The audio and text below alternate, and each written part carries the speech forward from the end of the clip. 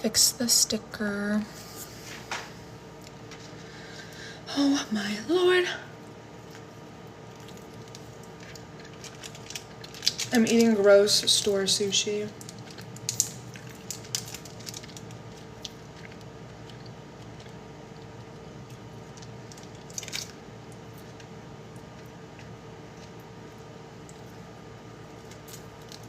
Let me get my laptop.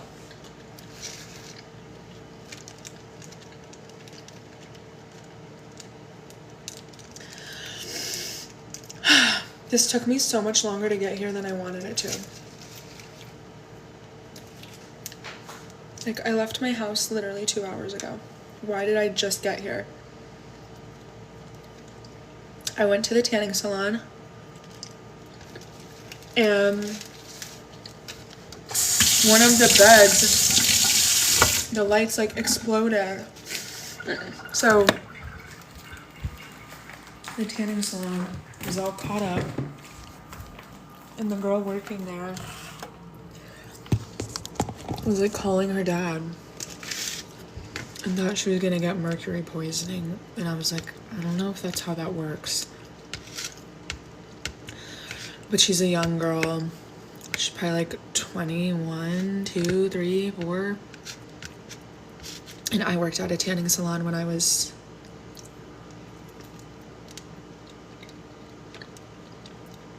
I think 21 to 22. Yeah, because I worked there during my birthday. I only worked there 6 months. That was my only normal job. And it like wasn't a normal job either. This is like gross.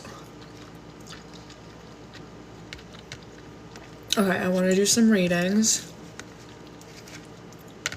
because I didn't do any last night, and I know some people wanted them, and I was just like spent.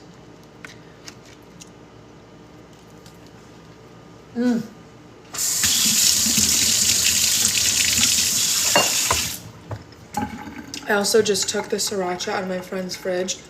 Immediately hits the ground, cap falls off, squirts everywhere. I'm like, okay, thank you.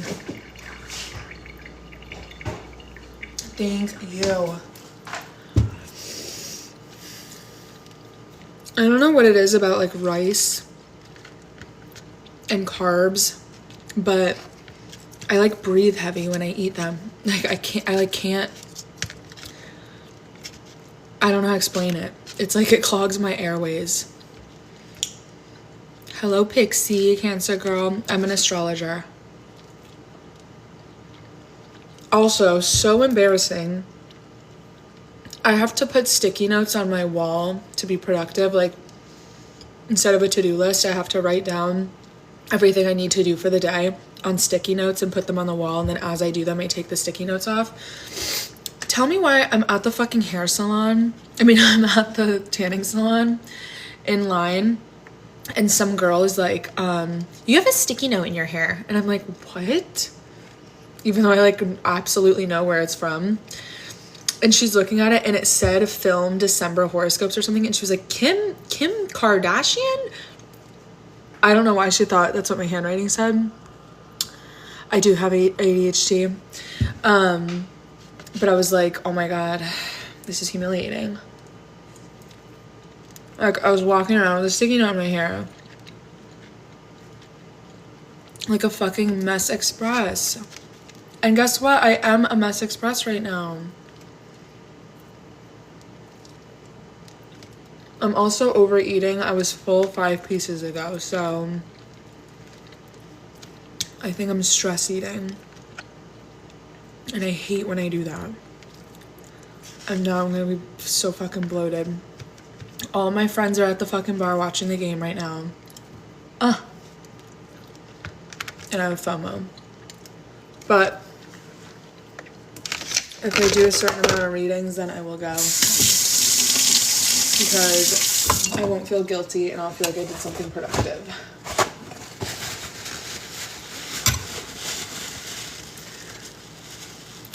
Yeah, it's so, ew, when it like gets hard. However, if you are storing sushi for the next day, if you put a wet paper towel cloth like over them, they stay fresher because it needs the moisture. Okay, let's get this set up.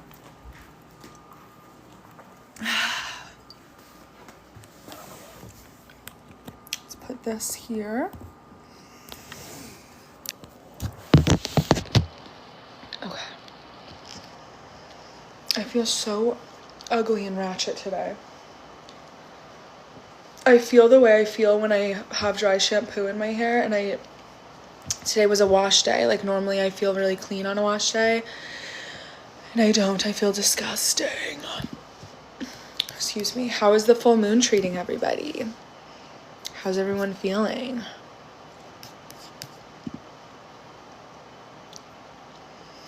I am feeling it for sure.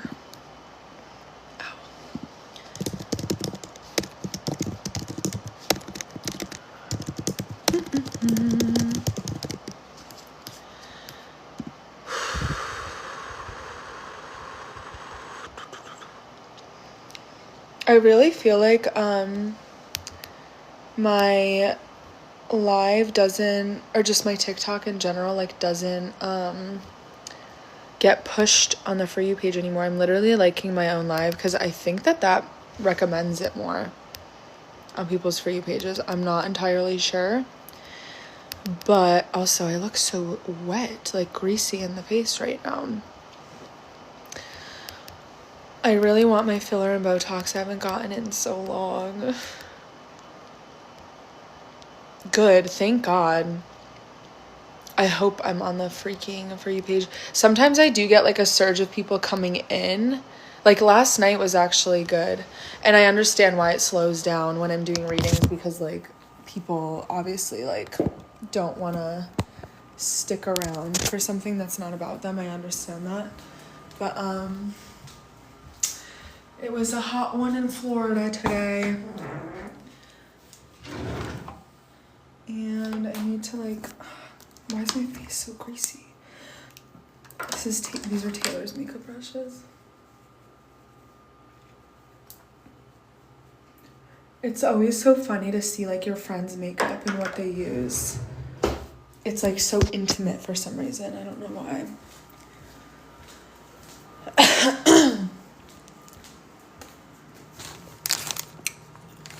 I was supposed to return stuff to USPS, but I didn't. All right. I'm going to pull up my astro chart in a second, and then if anyone wants a reading, we can get to it. I'm eating a Reese's Nutcracker, and I don't like them in this shape. I like the mini ones, the classic mini ones, but with the Christmas wrappers. And then I like Reese's eggs, like for Easter. Those are the best ones.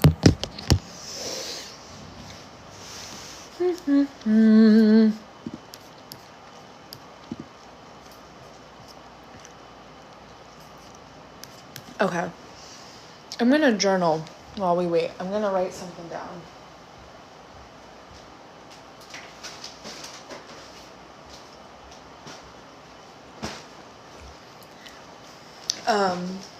When I was driving here, one of my favorite shows ever is Insecure, produced and directed by Issa Rae. And I started watching it when I was pretty young, when I was like 20. And holy fuck, that was like 8 years ago. That actually freaks me out. 8 years ago, and in the show, I believe she's supposed to be like 29. When I was watching it, I was like, you know, you still have that brain at 20 years old of like, oh, that's so much older than me. Like, I don't know if I'm ever gonna get to that age. You just don't think about it. And in the show, she's just so lost. She's so lost in her relationship and in her career. And when I was driving here, I was like, damn, she did such a good depiction of your late 20s. I do still live with Alex. We're still in the Airbnb. I'm ready to get out of there, though. I've outgrown that Airbnb. I think we both have. Okay, so I'm going to break this down with you guys, because I need to get this manifestation brain working. This isn't a joke anymore. I need $20,000. That's the ideal, right? We can work with less, but that is the ideal stable place. Because if I wake up tomorrow and $20,000 is in my account, it's not for funsies and spending money. It's like it immediately is going to go out the door to things that I need it for. So the biggest thing, well, the first thing I would want to knock out just to have it is next month's rent. So we're going to write, I paid $12.50 at the Airbnb. Then, what am I behind on?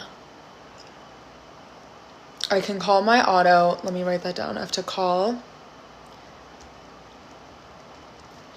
for auto bill. And then we're also going to call Capital One. This is real financial moves here, people. We're going to call them to say, hey, I've been an incredible customer to you thus far. Give me a fucking break for a second. And they're gonna help me with that. So we'll do that. So immediately, let's get next month's rent out of the way just to be secure, $12.50. Then I want to pay off all of my credit card debt in one go. So thankfully, this isn't debt that's all just interest. It's just like all of my cards are maxed out currently. So thankfully, I'm not like throwing money out the window. It is things that I purchased with. But I think my debt was about, I think it was over 7,000, but I'm going to say 7,500 just to be safe, for if interest fees are like kicking in right now or they won't forgive it or something. Then once my credit is paid, once my debt is paid, my credit's going to go up a little bit, which will set me up better, to get a car. Now, at the very, very minimum, I want to put down $5,000, but I ideally want to put down $10,000. So I'm going to stick to my ideal here. And honestly, we're pretty much already, or you know what, we'll say to be safe, we'll say $8,000. And at that point, we're pretty much already through $20,000. So let me look at, let's calculate this. We'll say I'm putting $8,000 down. Just because, like, I don't know, I got to get a flight home still. There's a few little things in there that I'm probably forgetting about. $12.50. So that comes to immediate bills paid $16,750. And then I'm sure there's some things that I'm like forgetting about, or that are just, like my car insurance. That's another like $200. Let's just write that down. Car insurance, $200. We'll say, because I'm flying home during Christmas, we'll say $500. Actually, I'm not going to be checking a bag but you know what? I will check a bag on the way back. So I'm just going to say $500 to be safe. I'm gonna overestimate everything to make sure I'm secure here. Yeah, no, it just dude, getting a new car in general is just fucked. Through a credit union, I'll write that down. Financed through a credit union. Sorry guys, no one's really gonna get gifts from me this year. I only got one for a white elephant in our friend group. I can't do that this year, and I'm usually a spoiler, so it's like, sorry guys, I hope that holds you over, because typically with birthdays, Christmas, all of it, even just like celebratory stuff, I'm a spoiler, so I'm trying not to feel too bad about that.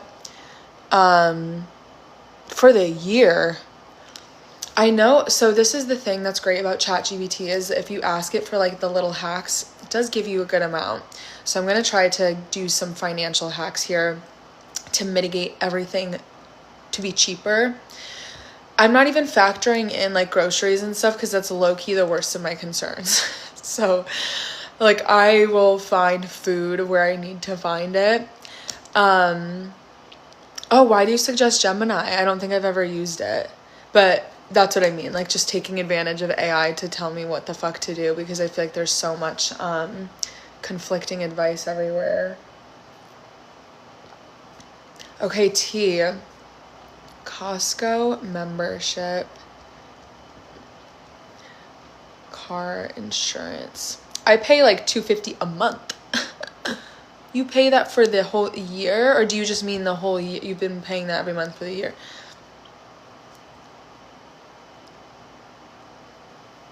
Like, Jesus. Actually, I don't even know. I never hear about people going to Costco over here, but it's because I live in such a place where it's like Whole Foods is probably like the number one place people, yeah, there's not even one super close to me. The closest one's in Clearwater, but I guess it's worth it if you're doing like, I'm good at doing like a planned trip. The only thing is I use a lot of produce, so that's why it's hard, because you can't, like, unless I get frozen shit.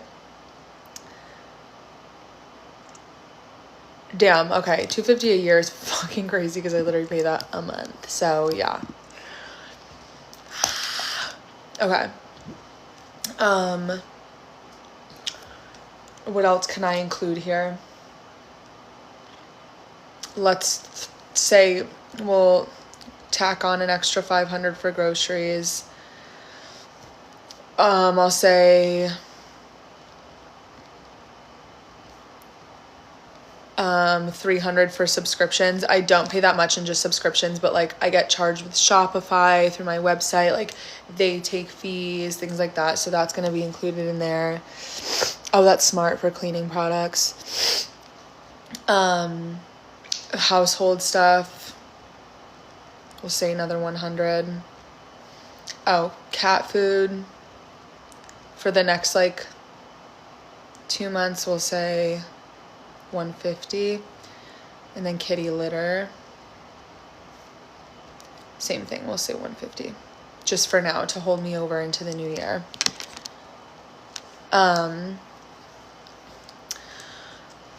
So transportation, it depends on this fucking car. That's the issue, because right now I have a rental. My friends are flying home for the rest of December, so her car is going to be here, so I kind of lucked out in the sense that I'll be able to use her car. So we'll say gas.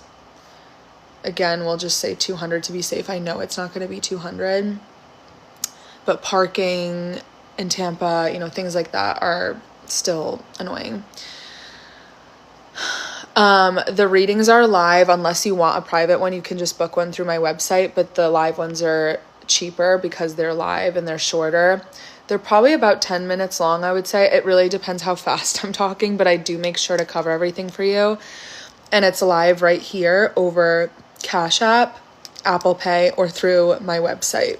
Excuse me. Oh, shit. Oh,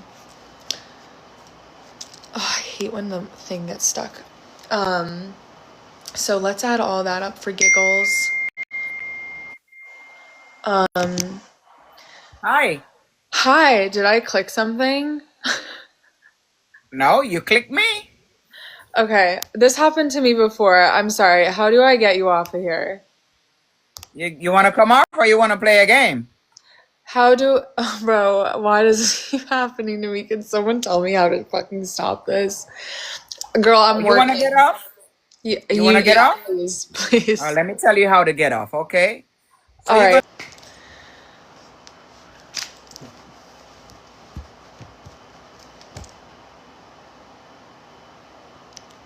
I really don't understand. I don't understand how this keeps happening to me. Ay, ay, ay. Like, am I fucking clicking something? That's like the fourth time that shit has happened to me. Oh, did this just die? Hold on, we're gonna charge this a little.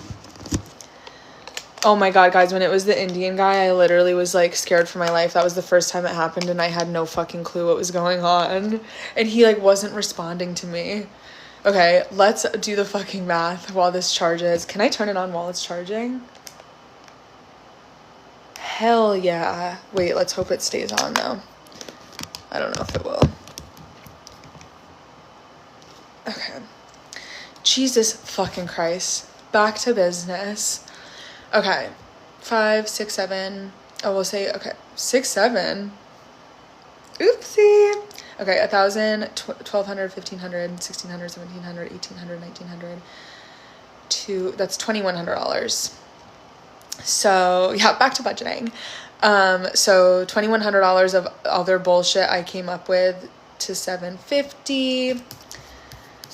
16,000. Like, see, do you see where I'm aiming for this number? I just think it's a safe spot because it's gonna include everything. 2100. Okay, that then brings us to 18,850. So we're in a perfect spot. So we can work with a little less, but 20 is that sweet spot I'm aiming for. I want to make sure I'm good. And I would ideally like to put down again that 10, so 2,000 extra to that fucking car.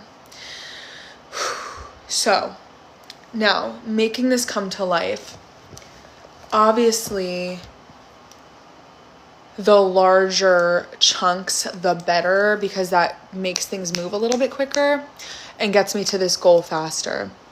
So I did put my New Year's special back up because you guys inspired me last night to offer that again.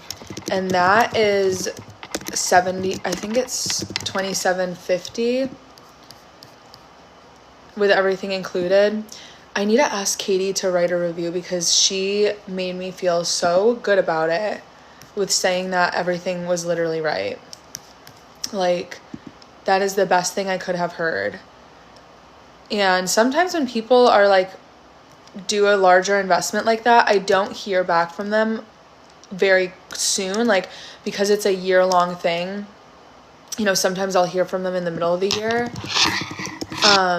So it was nice to be able to like do that live with her. Yeah, it was 2750.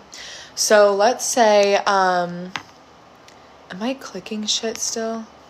Okay, let's say, if I wanted to hit 20,000 with only the New Year's package, I would only need to get like 8 people. So that's going to be my main heavy hitter. That's the goal we're aiming for, is getting people to buy those New Year's packages, which is great because I only wanted to take on 10 people anyway. So New Year's packaging, I have to post this everywhere. Post the testimonials, all of that. Jess, I love you and I miss you.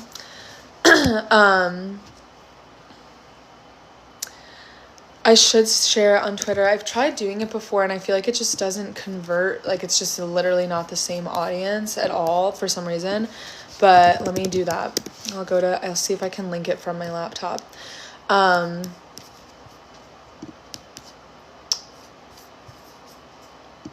don't know. Can I do that? Let's get this bread. I miss you too so much. I haven't shared on any other platform that I'm trying to do this little challenge. And that's probably because subconsciously I think it's not going to happen and I don't want to be embarrassed, but that's like silly. And now that I'm acknowledging that, I'm realizing how stupid that is. So let me share it, because what the hell am I? What the hell is the point of this if I'm like 1 foot in, 1 foot out, you know? And the thing I have to keep reminding myself of is I'm like, Kayla, you've literally done this so many times before and like with such a crazier amount. But that's what's crazy psychologically about getting into these situations is you like are just straight pessimism. Like you're just, you know, feeling like everything's doomed and like not going to work out. Why is my TikTok page, not loading? Okay, I'm just going to do it this way. Live on TikTok talking about New Year's astrology and manifesting 20K in 10 days. Cool. Is that the post button? Okay, posted. Amazing.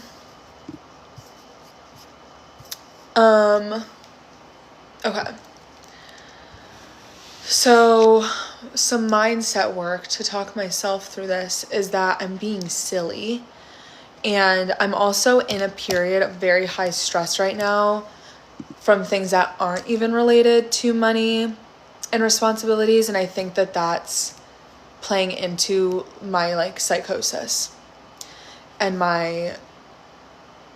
these feelings of being very overwhelmed, because this morning even I literally felt like I was spiraling a little. Like I am like, what's going on in me hormonally? I just feel so out of whack and insane. So I'm trying to remember, because I'm very conscious of this stuff all of the time, no matter what position I'm in. And like, I remember when I made a lot of money last year, and I remember when I bought my car in 2023, and I remember driving here just a few months ago. Every time I've like gotten gas or groceries at like Whole Foods, I'm not someone that checks the price for those things because I didn't need to. So like I'm filling up my gas tank, and in my head I'm like, damn, I'm so happy that I'm not in the position where I have to like keep clicking the gas and like making sure at $20 I'm taking it out. Or like when I would leave like Whole Foods or the grocery store or something with like all the nicer quality products that I really like and not even really caring what they cost. Like I'm very consciously always like, thank God, like thank you God that I'm able to do this. And like I'm so familiar with that feeling because it's always in the forefront of my brain that I'm trying to return back to that. Because right now I have that feeling of like where I'm literally like negotiating if I should eat something healthy because it costs a little bit more, when I'm trying to make money, and in my head it's bad for the money if I get the thing that's healthy, where in my higher brain I'm like, you shouldn't neglect yourself of something healthy because you're that afraid that you're not going to get this back. Like that's stupid, and I'm aware of that. So I'm trying to stay conscious in my thought processes, because prior to the times that I have made a lot of money before, it's always been 0 to 100, where like I'm usually in a pretty rough spot before it happens. Like never have I been stable and then just gotten a little bit more. It's always been me going from this to this. And I'm like, dude, you've done this when you lived at home and you were super depressed, when you were miserable, when you had more mental health issues, when you were with your abusive ex-boyfriend, when you didn't have a car, when you didn't know how to drive, when you couldn't afford anything, when you couldn't leave the house. Like if I did it then, you would think it would be so much easier now. And it is easier, like because I have that, I can conceive the experience in my mind. Like I can make myself feel the feeling of like holy shit, it's actually working out. The problem is actually getting solved. I'm actually getting what I need. And that's like where I'm trying to hang out right now. Because all of it is very real and all of it's like not real at all at the same time. And you need to find the balance between that. But so much of it is like your mindset. And I think too, when people, that's why I always tell people, like, if you're trying to be a wealthy person, you have to act like a wealthy person. And there are people that like are literally daddy's money, like they don't have anything for themselves, and obviously the fear isn't there because they have like a safety net. But like, I try to give myself that same feeling of like, even if my card is maxed, like I'm gonna be fine and it's gonna come back. Like, as opposed to, I feel like I used to think sitting down and writing down, I'm gonna be a millionaire a million times. In my head, I'm like, people tell you that's what you're supposed to do when you want to manifest, but then you look at the way the world works and you're like, wait a second, people that actually have money and are wealthy, like they didn't sit and write shit down a million times. They did something. They changed the way they thought, or they changed the way they approached something, or they changed their vibe and it ended up working out. Thank you. I'm glad you liked the reading on Alondra. I'm excited to see what goes on for her. But with that being said, like right now, I'm super uncomfortable at home in my living situation. And all I do is like, when I'm there, is feel how uncomfortable I am and feel that I'm unhappy and I don't want to be there and the vibe is bad and there's not enough space. And so I've been trying to like do things I never do during the week. I'm at Taylor's house right now.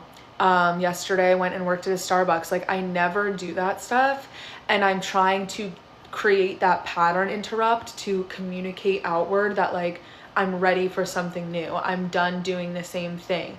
Doing the same thing over and over again and expecting different results is insanity. So I'm trying to like shift my own energy, like shock my own system so that it prepares for this new whooshing beginning to come in. And that's the uncomfortable part, is I'm in the part now, the transitional part, where I feel like I'm physically still dealing with the unsatisfying circumstances and being like, I don't see what I'm wanting or needing to be seeing yet tangibly, but knowing like the way that I'm approaching this is moving the blocks around to create that path for it to even come through to begin with. Does that make sense? Like that's kind of how I'm thinking about it and trying to maintain some positivity around that at least. But yeah, I feel like a lot of it starts in the mind, and your brain can be your own worst enemy when it comes to that stuff. So we'll see. Obviously there's like some internal stress happening, but it's not helpful. Stressing about things doesn't make them come faster. It doesn't fix the problem. It doesn't help you reach some genius solution. Like stress and anxiety are the most unnecessary energy suckers and like blockages that get in the way. So I literally try to like, when you're physically anxious, people tell you to open up, to like literally open your body and be like, like to release your tension in your muscles. And like, or if you're trying to present to a room, you want to open your body and like stand confidently. So I can feel myself lately getting more tense and getting more like this. And I'm trying to be like, Kayla, sit the way you fucking sit when you had your $100,000 overnight. And like, it literally was like this. Once you experience something like that, you're like, I don't even, like you don't have a care in the world. So I'm trying to like get back into that energy, because right now, like if someone purchased the New Year's package right now in this moment, and I saw that I just got a $27.50 order, immediately the dial in my body would turn and be like, oh, maybe there's some hope. Maybe things are going in a good direction. Maybe this is going to work. Maybe this is actually happening. And that's just a feeling. So if I know how that feels, I can access that feeling now. That way it's not this like crazy unrealistic thing when it actually occurs. So, and that's something too that I feel good about the New Year's packages. Like I know I deliver good work. I know that I deliver results. I know that it's very high quality, very valuable information. So thankfully it's not a matter of me being like because this isn't the first time I've offered it, it's not this mindset of like, oh my God, what if people don't buy it? What if people don't want this? Like, there's a market for it. I can deliver to it. It's allowing through my mind the possibility that like I can actually fill every slot that I'm looking for, and that really isn't crazy at all. Like, there's no reason it needs to be like this crazy thing, you know? But life is funny in that way. What is that fucking noise? It always sounds like her fan's gonna fall on me. You want to know something that has been making me like laugh to myself though lately? Is that anytime I'm like, how do I explain this? Like, there's been times where, you know, when people say they like tried to manifest a lot of money and then they like ended up actually getting it through like a lawsuit, I keep like seeing potential dangerous situations that I'm like almost involved in, and I'm like, oh my God, is this how it's gonna happen? Is this thing gonna like fall on me right now? Like, I keep thinking things like that, and it's kind of funny to think about. My ex-boyfriend used to always be like, I fucking hope that like the Walmart W falls on us one day. Like, I hope we can take that check home. And I'm like, oh my God, that's an awful thing to wish for. Or like that woman that they spill hot coffee all over her at McDonald's, except I'm pretty sure she was like literally 90 years old and her skin burnt off. And like, I don't want that, but I would like $3 million. So I don't know. Actually, it was definitely more than that, I feel. Maybe it wasn't, I don't know. B. Simone. Wait, what am I? That's so funny. I was just thinking about. Yeah, like, I'm sorry, no. I don't use AstroGold. I actually don't use an astrology like program. Maybe I should be. I literally just use AstroSeek. That's like my go-to. I've always used that, or astro.com.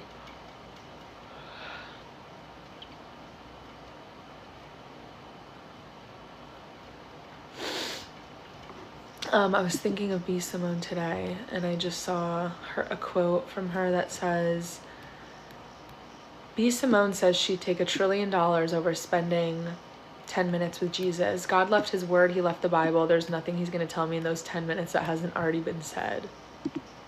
Kind of funny. For Virgo, suns or risings?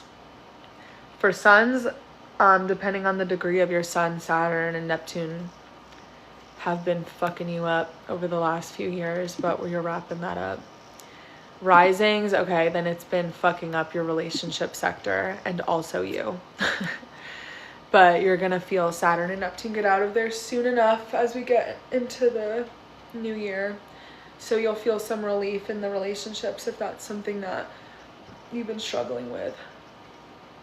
And you probably have, because literally every Virgo rising that I've done a reading for is like, with their relationship. I'm curious about Saturn in Aries. Like, I think it's gonna be good for me personally. But I am starting my Saturn return with it entering Aries. I won't have it until next year. But, like until 2027, I think. But, I think I need Saturn in my 6th house right now. And I think I'm already feeling it. And I did feel it this past spring. So I'm kind of like ready for it. Now, Neptune in my 6th house, unless I'm gonna just have a more creative job, I'm like, I don't need more confusion with my health.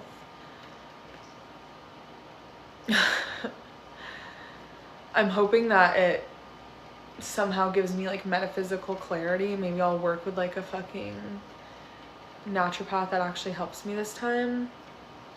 But guys, I literally want a glass of wine, but I'm not gonna do that until I do readings because I'm gonna feel guilty that I'm drinking without making money. It's going into my brother's 1st house too.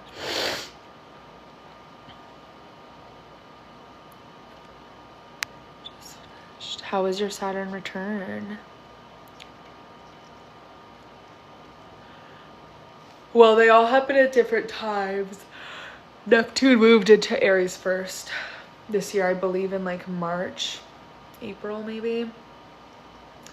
And then I know Saturn wasn't too far behind, but I think we had a good month or two before they caught up to one another in Aries. And then Neptune went retrograde first, and then Saturn just went direct again recently. But it's still in Pisces. It hasn't re-entered Aries yet. We'll be out of the Piscean energy. Actually, literally right around Valentine's Day. So that's going to be interesting to see how that that shift affects especially Virgo risings.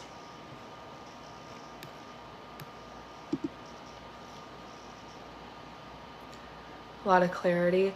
I feel like I felt Saturn going direct the other day. 100%. And Neptune going direct. I feel like I have a little bit of a veil being lifted. And kind of looking at my circumstances and being like, how the fuck did I let this go on for so long? Like, what? Why was I not looking at things logically? Or not logically, but just, I don't know how to explain it. Granted, my feelings really about everything really shift throughout the month because of my fucking hormonal thing. Like, I really am a different person one half of the month and the other half of the month. And I'm a very difficult person to be with for that reason. I think I'm under the impression that I'm a difficult person to be in a romantic relationship with, because I literally go back and forth. And I also have like a disorganized attachment for sure. So good luck to whoever likes me. Like, literally good fucking luck. I want a glass of wine, guys. I bought a bottle of Josh. I don't know if it's still here. Or it's Apothic, I mean. I have Neptune and Saturn going over my Venus in the 4th soon. I don't know what to make of it. You could really get to the root of your, like, why you want the things you want. Like, having some both wake-up calls and confusion about what you desire in life and where that comes from, where the root of that comes from. Why not? Don't say that to me. Do not say that to me. My fucking friends, they're all out at the bar right now. And Taylor was like, come on, I have a drink waiting for you. I'm like, you know, please stop. You know I have to, you know the situation I'm in. Which was nice of her. And ideally, I want to pop out, like, in a perfect world, let me say this out loud, I want to do like 8 readings live right now and then fucking go meet my friends. Because my friend, little brother, is here visiting and we have like a whole weekend planned with him. He's like 20. And he's been here before, but like we have a Christmas party this weekend. You know, we have all these things that I want to enjoy guilt-free without feeling like, fuck, I should be working, or I didn't make enough before this weekend, now I can't fully enjoy it. Like, I really struggle with that. That's something I struggle with, is like my mind being in a different place. I'm also a Virgo moon. Anytime I have fun, being like I could be doing something productive, and I know that having fun is productive in terms of like life fulfillment, but I always wake up with the scaries. I always wake up with the scaries that I'm like a fucking bum and I'm behind in life and like I'm being irresponsible. Like, oh, I hate dealing with all these feelings, and I'm really hoping, I'm really very vulnerably hoping that I really need to get over this incoming year to the root of what the fuck balance I can find of what I really like to do in a flow state that never feels obligatory. I don't know if I'm pronouncing that right. Or leads me to burnout, but also pays me very well. Because I feel like the two always have negated one another. Like, the stuff I really like doing doesn't pay me at all. And the stuff that burns me out easily has paid me the most. And I'm like, where can I find the middle ground? And like, it's so funny because my whole fucking job is giving people these answers. And I have my answers kind of, like I do. I know what I like doing and what I enjoy, but haven't found the right avenue to fully monetize it yet. And I truly, truly believe when you show up honestly that you'll be taken care of financially. If you're genuinely doing what is like real and what you care about in your heart, like that is your right path, and the money will come, will follow. And I think that's why I'm trying to just have faith right now that I'm in this weird spot, not because I'm like being punished, but because I'm like being forced to figure out the Rubik's Cube in the right direction. Like I haven't quite solved it yet. And if I was just consistently making money doing the stuff that burns me out, which is what has happened to me the last few years, I never had the time to even sit down and figure out what I wanted to do because I was just always so busy. So now what this has done is opened up time.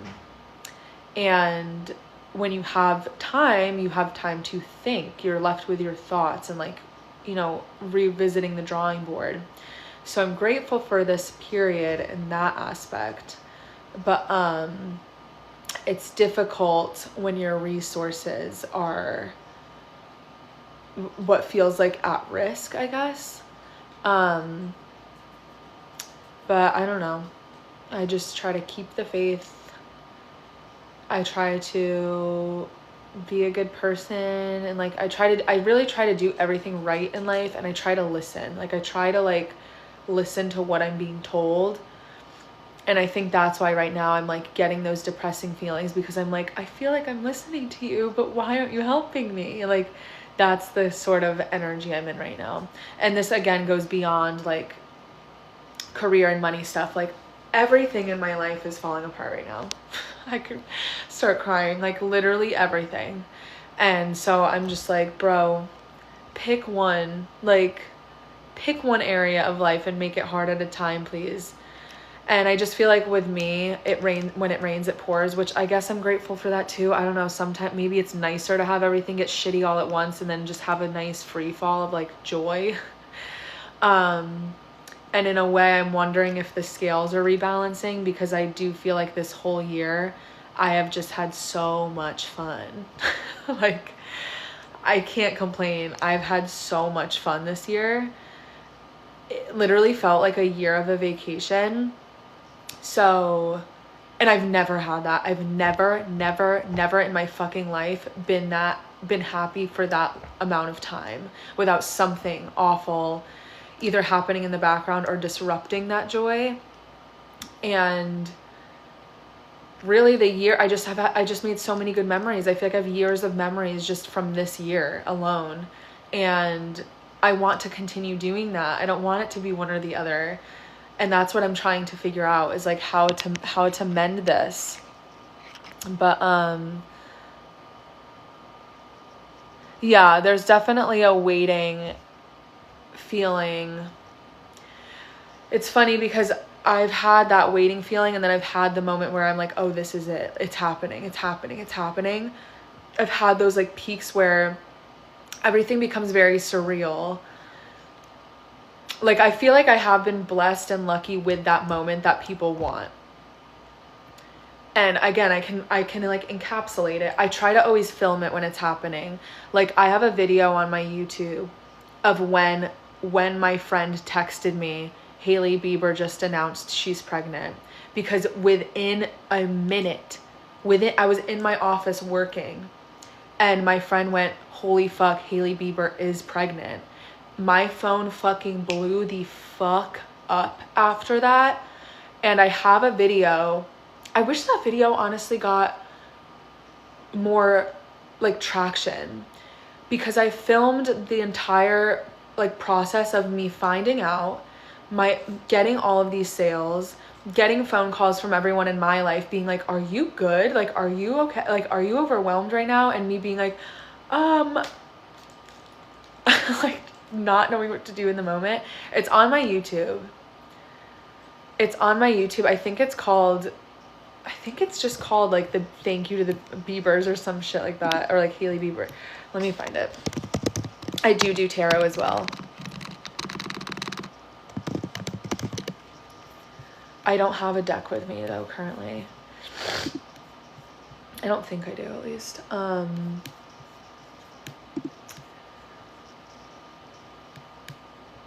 I wish I knew how to screen share. Like, I wish I knew how to add another screen. I would just play the video on here. Oh my God, thank you. I've been told I have an accent. I know you're talking about the cadence, but I've been told I have an accent. I'm from Connecticut.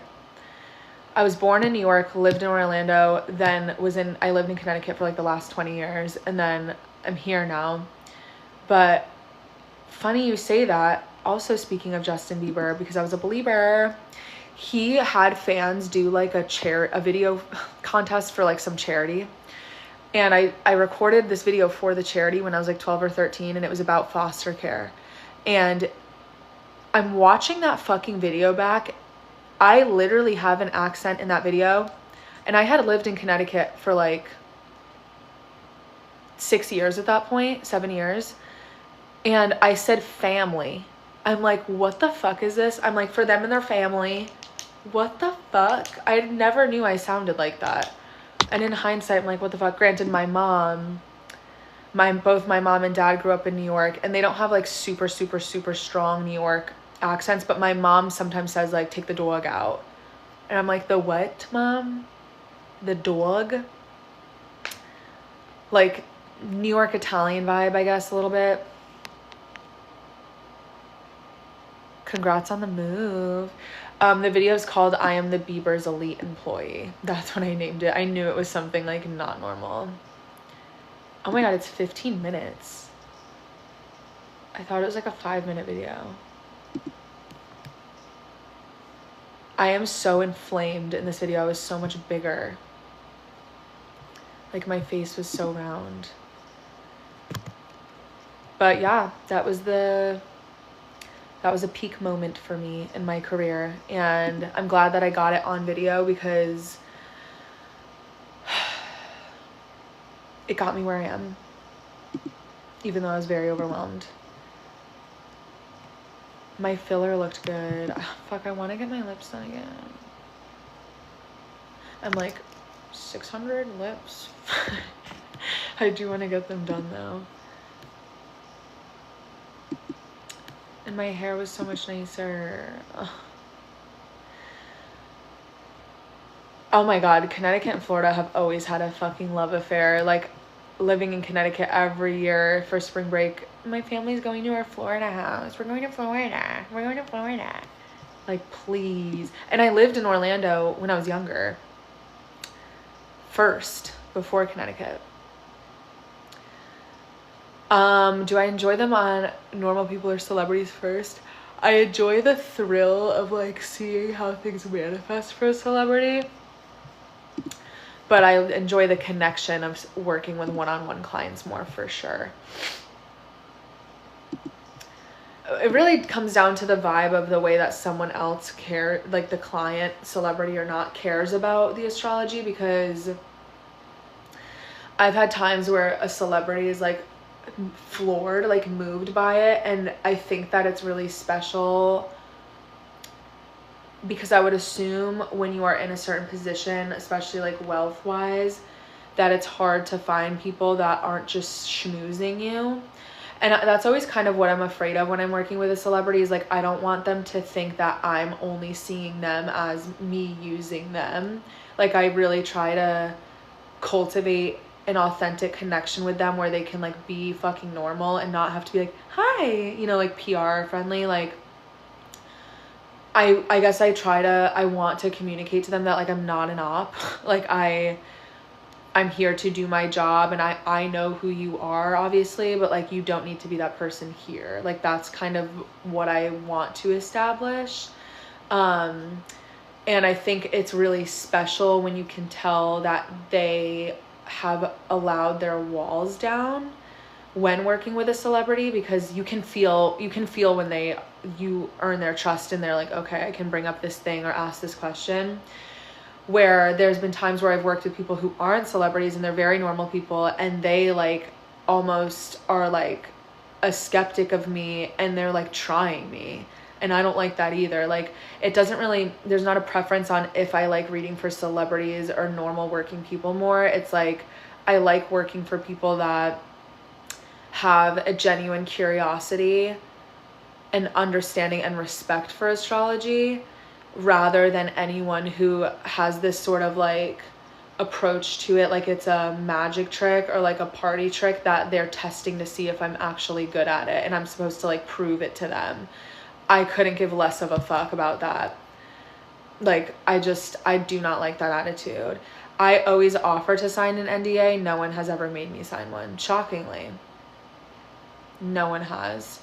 Some of them would prefer to not be like, I always try to be like obviously in a perfect world it would be nice to get content out of it, because it just builds my rapport and credibility to be like, oh, I worked with this person.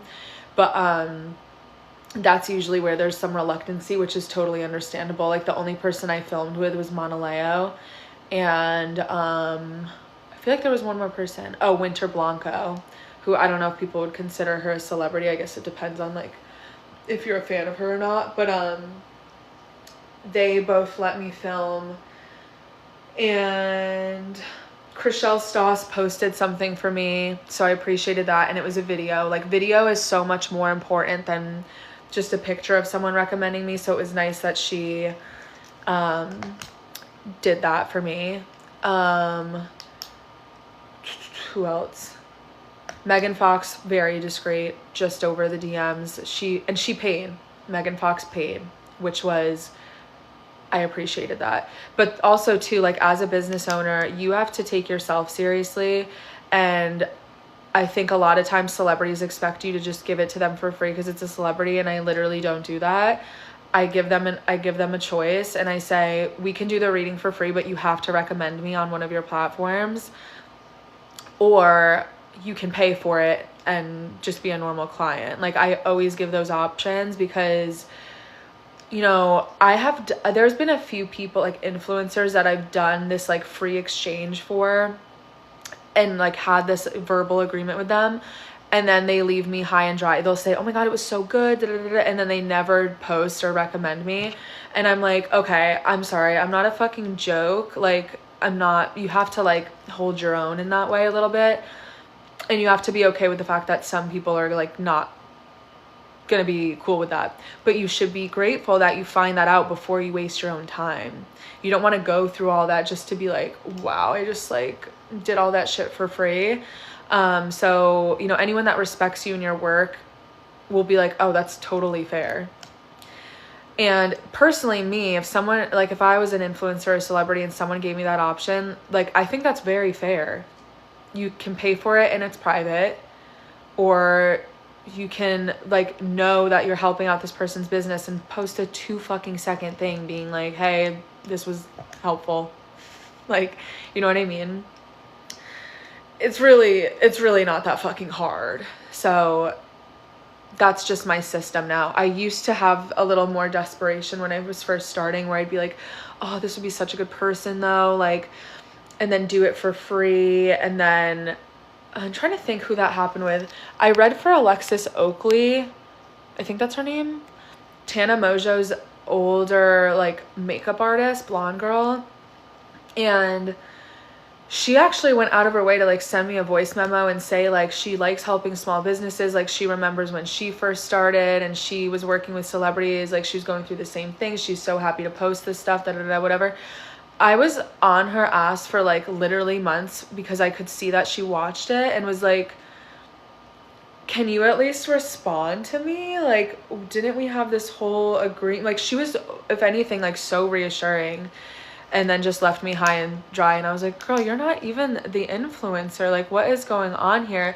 I reached out to her like kind of for the reason she said. Like, I admired that she had built her business with celebrities off of like, because I used to do makeup as well. I used to be a cosmetologist. So like working with working with people as a cosmetologist is also really hard. You have to have like tough skin. You have to have a backbone, because it's another job that people like take advantage of you with and like fucking throw you here and there and think, oh, you're just this little girl that does makeup. Like, so I respected her for that. And then I just feel like she did the very thing that she was like, I don't do that. And I was like, okay, girl. But you win some, you lose some. You have to like, yeah, you have to, you just have to, you can't let people play with you. And that was very early on for me. That was in 2021. That was still my first person. Thank you for everyone saying I look good. I feel like shit today, so thank you. You guys are making me feel better. Granted, there's like a filter on me, so, or like a smoothing, there's a beauty thing on me. What was I just gonna say? Oh, my first person was Teffy. And then I was like, oh, this shit works. I need to duplicate this system. And Alexis Oakley, I think, oh no, it was Teffy, and then Dana Patterson, if anyone knows who that is. She is a model, and she does a lot of like hair and beauty content on TikTok too. Thank you. Oh my God, guys.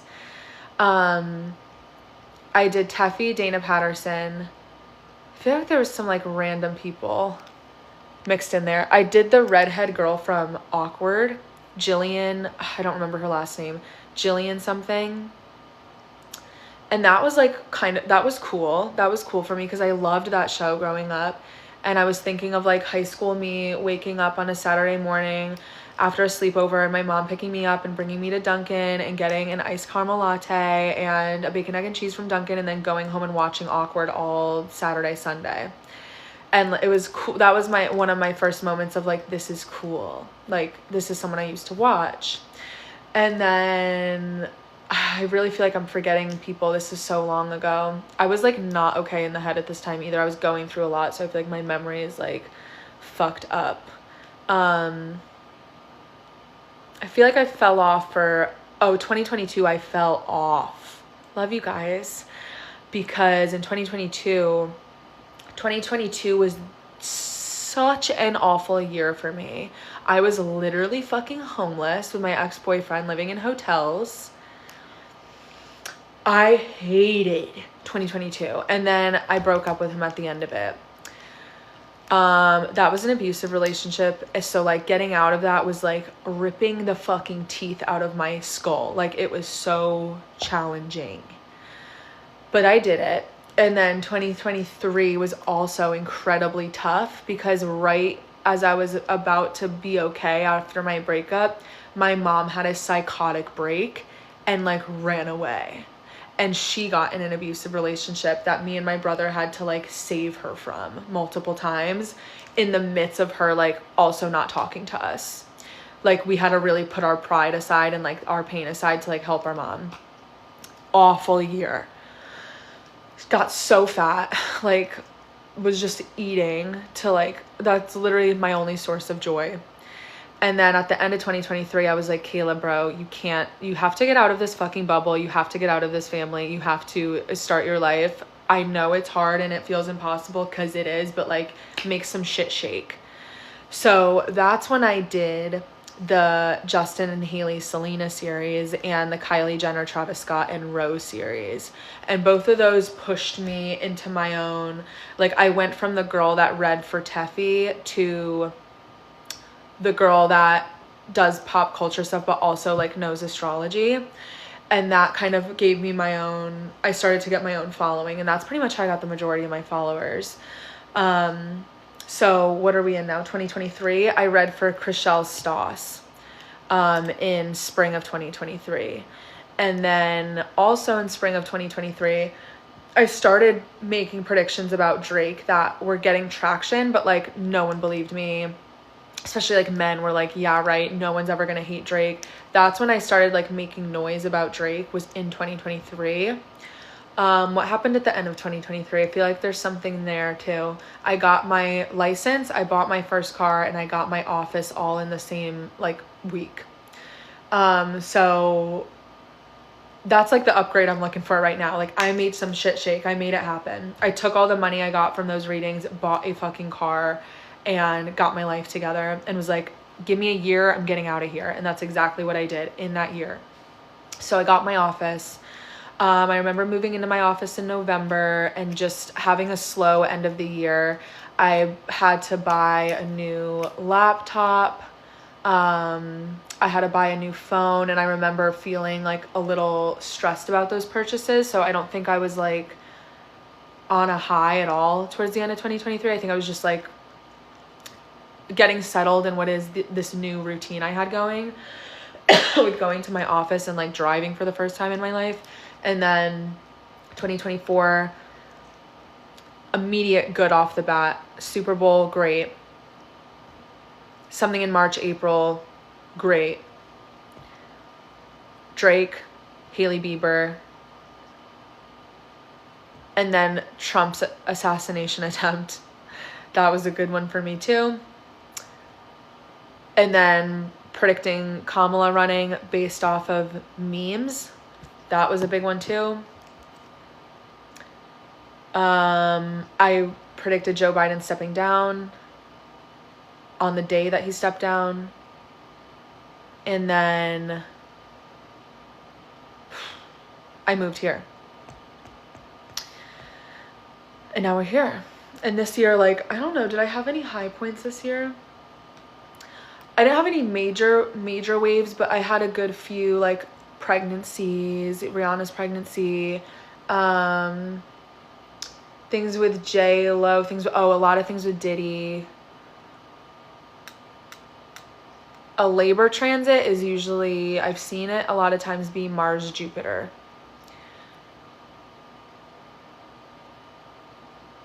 I don't feel bad, but I'm just like, what is this, God? What is this phase? Like,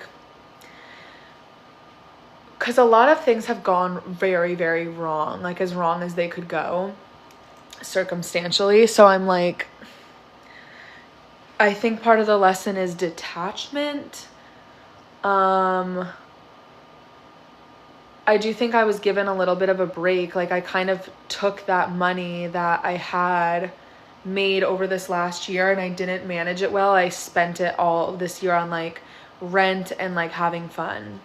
And I wasn't spending it excessively on like shopping. I just like wasn't, it was like I had a pile of money residually from last year that I just kept dipping into and wasn't replenishing while I was dipping into it. So then it just, that declines very quickly.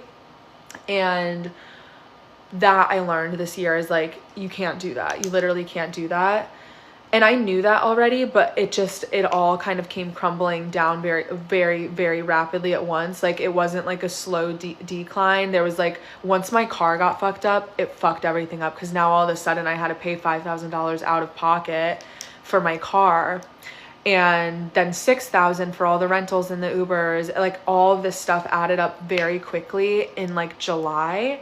And since summertime, I've been like playing this juggling game of like, catch up and having to like use all my credit, and now I'm cleaning up that mess. That's kind of the goal, and then I'm literally gonna have to start from zero again, and I'm okay with that. Like I know that this is what happens in life, and I've gotten some very important lessons from it.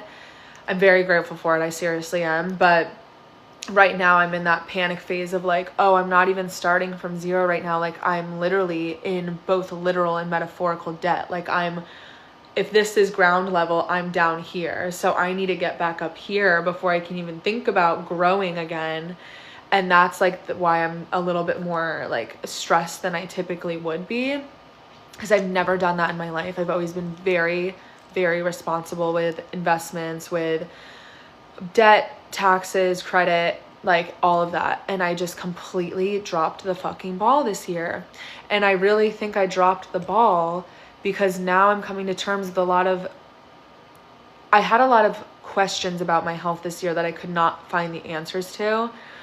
A lot of overwhelming brain fog, not being able to think clearly, like not being able to get out of bed, needing 10 hours of sleep to even be able to get up, like feeling literally fucking brain dead anytime I would try to get something done or focus, stuttering a lot, like all of this, never feeling rested, always yawning, all of that.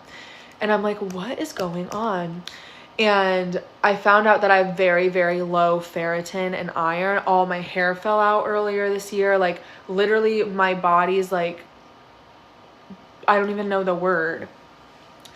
And so now that I know that, I'm like, oh my God, like I almost feel like literally a veil is being pulled back and the haze is clearing up. And I'm like, I have been asleep this whole year. I have literally been like, just like kind of coming in and out of sleep during the day. Like, I feel like I have not been fully awake at any point this fucking year.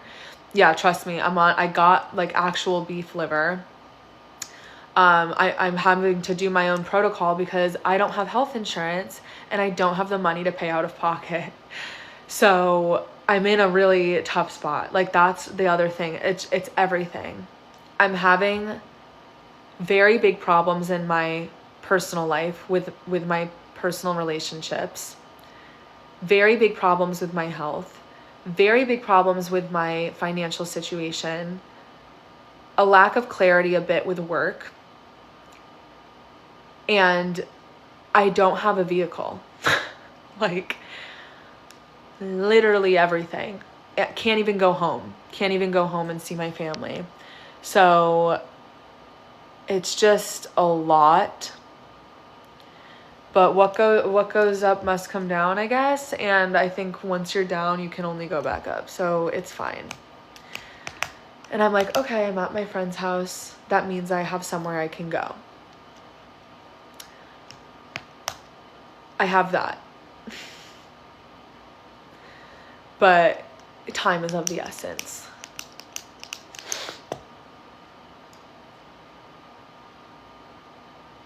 I need prayers, guys. This is the only time in my life where I'm actually like, did someone put a curse on me? Like,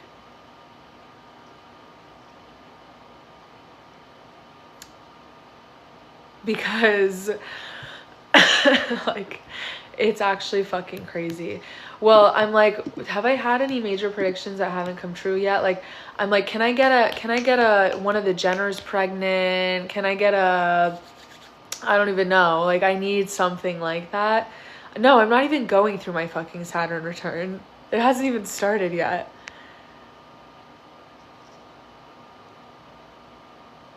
Yeah, like I joke.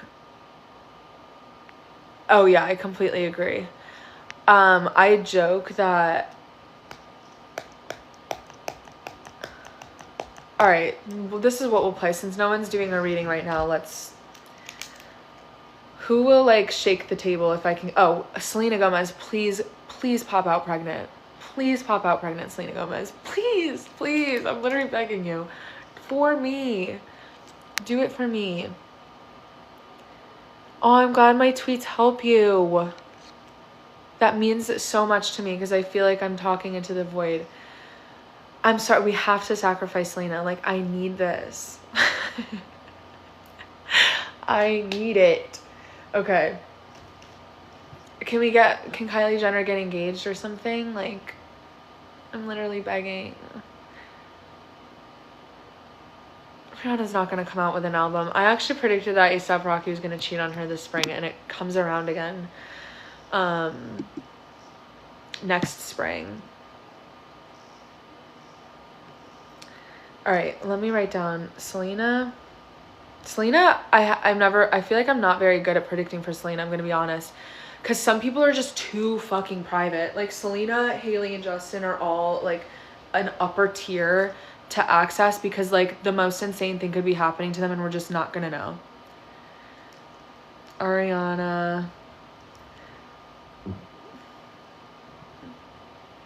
Taylor, Travis. I'll do Alexa Demi because I feel like I've been seeing her name a lot the last few days.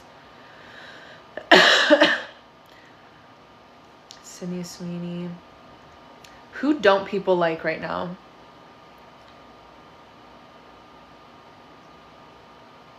Like, who's someone controversial currently? Because when you predict for people who are just beloved, like Zendaya, for example, or Zendaya, sorry, I always forget how to say her name. She's like hard because I would never say anything bad about her. And oh, Nicki's such a good one. You're so right. And Nicki, I always get right. And Cardi B, I also always get fucking right. So I'm gonna do those two. We'll look at Drake too. But like when it's someone like that, where it's like they can do no wrong, it's like not worthy of tweeting about them, because it's usually honestly gonna be positive, and like you just get fans being like, yay. People aren't messing with Taylor Swift right now. Oh, Sabrina Carpenter, right? Sabrina. The thing is, when I do like political stuff, it really gets messy. It gets dicey. But let's see. Okay, who do we want to do first? Nicki, Selena, Ariana Grande, Taylor, Travis, Alexa Demi, Sydney Sweeney, Cardi B, Drake, Sabrina, Trump. That fucking list of people. Nightmare rotation. Put them all in a room. Okay, I saw Nicki twice already, so we'll do her. Well, you know what? Oh, Jay-Z's a good one. Nicki Minaj, like, just fucking, I'm pretty sure spoke at a Trump event. Who did I just say was good? Oh, Jay-Z. Oh, I did a Jay-Z and Beyonce one. Again, though, they're too fucking famous.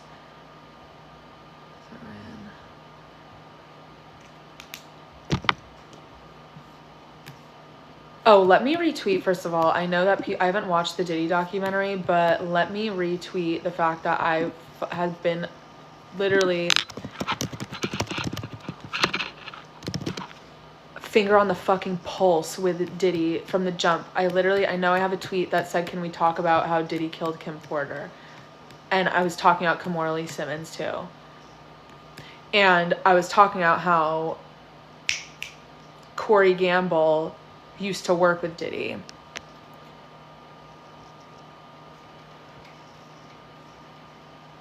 I have the horoscope PDFs out for Leo risings. I hate when Twitter doesn't, the fucking search bar on Twitter, bro. Actually, let me charge my phone while I'm holding you here. The search engine on Twitter is like so fucking bad since Elon bought it. Let's see. Okay, I said, can we talk about Diddy murdering his ex-wife now? I said, Kimora Lee Simmons and her daughter also took Russell's grooming and abuse public. Kimora was Kim Porter's best friend. She found her dead body despite Diddy threatening Kimora in the past. She fought to reopen Kim's case because she knew Diddy murdered her. Is that what people were talking about, or am I making that up?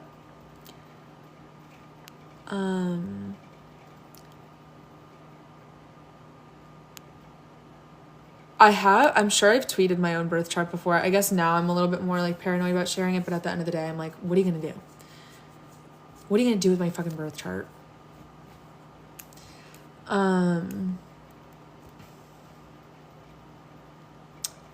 Let's see if I have any good Diddy things I could retweet now that he's back in the talks. I saw people talk about like Tupac, right? Tupac and Biggie.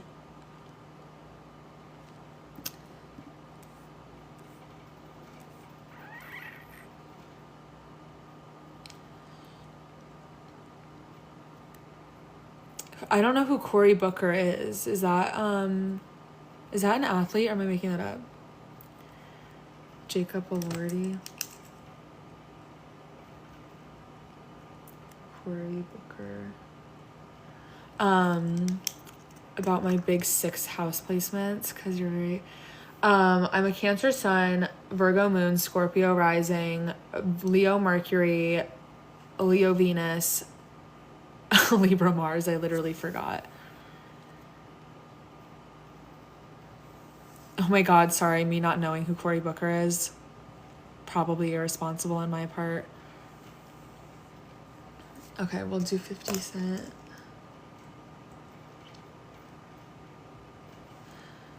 And that he got married for that. Oh my god, T.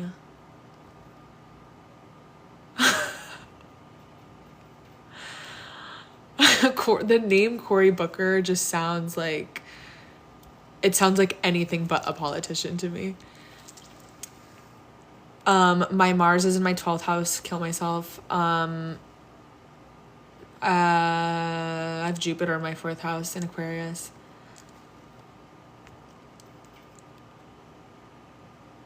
I love being a Leo Venus, but it's also like awful. It's in my 10th house though. Okay. All right. First of all, I think this is Nikki's chart. So hold on. We got way ahead of ourselves here. I wish I could split screen. I probably can. I just don't know how to do it. I know. I realized as it left my mouth that I shouldn't have said that. Okay.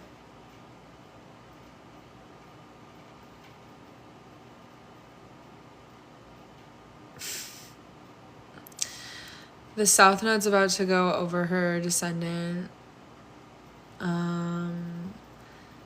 Is she gonna like crash out again soon? Oh no, we already passed it. There was a slight possibility of a crash out.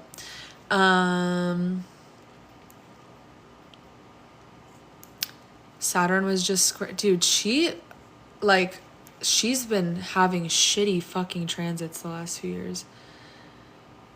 Yes, I was a cosmetologist. I've done a lot of weird fucking jobs, bro. I've done a little bit of everything.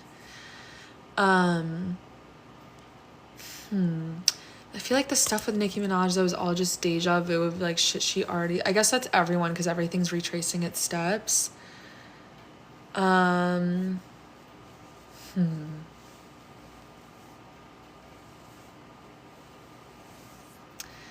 Well, she's gonna have her Mars return soon. Let's see what happened the last time she had her Mars return, and if it's something juicy, then we'll run with that. Because there is gonna be a Mars-Pluto conjunction, and it's gonna go over her natal Mars first. So let's see. January 21st.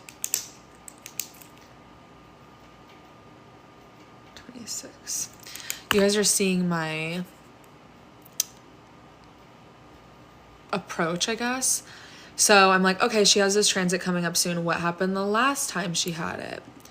And we'll see if it was similar at all. We're going to go back 2 years because Mars takes 2 years to transit or to go to fully orbit. What do you know? What do you know? The last time she had her fucking Mars return was when she fucking lost her mind. Okay. I think that was Bigfoot era. Now, that doesn't mean that that's going to happen exactly the same again, like literally at all. That doesn't mean that, but okay, let's see what's going on in 2026 again. I think that's literally to the fucking day when she was like going live and like clearly on something. What do we say? January 12th of this year. What else will be happening? Mercury, everything will be in Capricorn.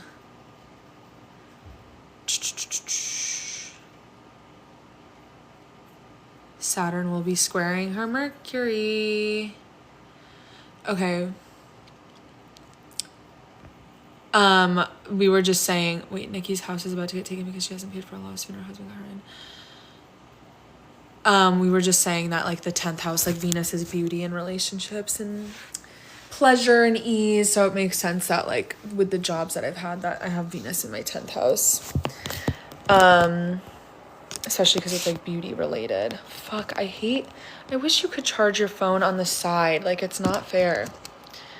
I hate that I can't balance it. All right, sorry, we're gonna be tilted for a second.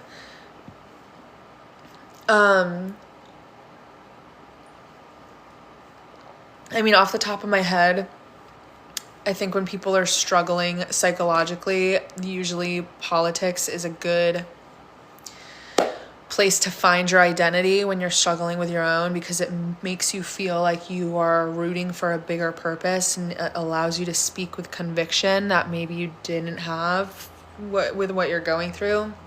I think that's very common. I don't know if that's the case with her, but there's something that happens in the brains of mentally ill people, which I can even attest for, because I'll say when I was in a point of like having a weaker brain, listen, there's a very strong pipeline between like women that are abused, falling into soft life rhetoric, not realizing they're slipping into alt-right rhetoric, like conservatism.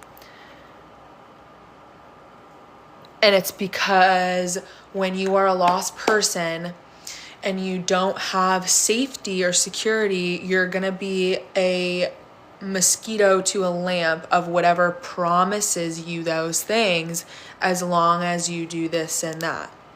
So that's why you have women that have been to hell and back, telling you, if you don't want to get beat, you should always have your nails done.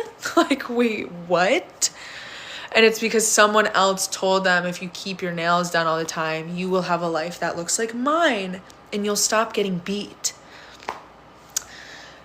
And none of it's true. All of it's bullshit. Okay.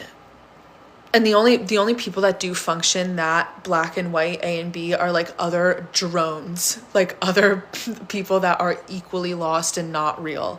Like, that's why you literally see people on the internet like, me, girls should always have their nails done. Like, those girls are telling it to these girls, and then these girls are saying, I shouldn't have to do anything for a man. And then men to them are like, good luck trying to find a man. And then they're like, well, you're the man I'm gonna get, so why would I, like, all of it just, it's such a fucking, it's really hard to not feel like you're in a video game when you don't like do the rah with everybody. And I hate to, like, when moving to a new city and stuff, like when you have to like start over and meet new people as an adult, too many fucking times, like, you're gonna meet people where you're like, oh, okay. Or people that like do internet speak too, that kind of freaks me out too, when people are like unironically like parroting whatever is like currently the trendy thing to say. Oh, Erica Kirk is a good one.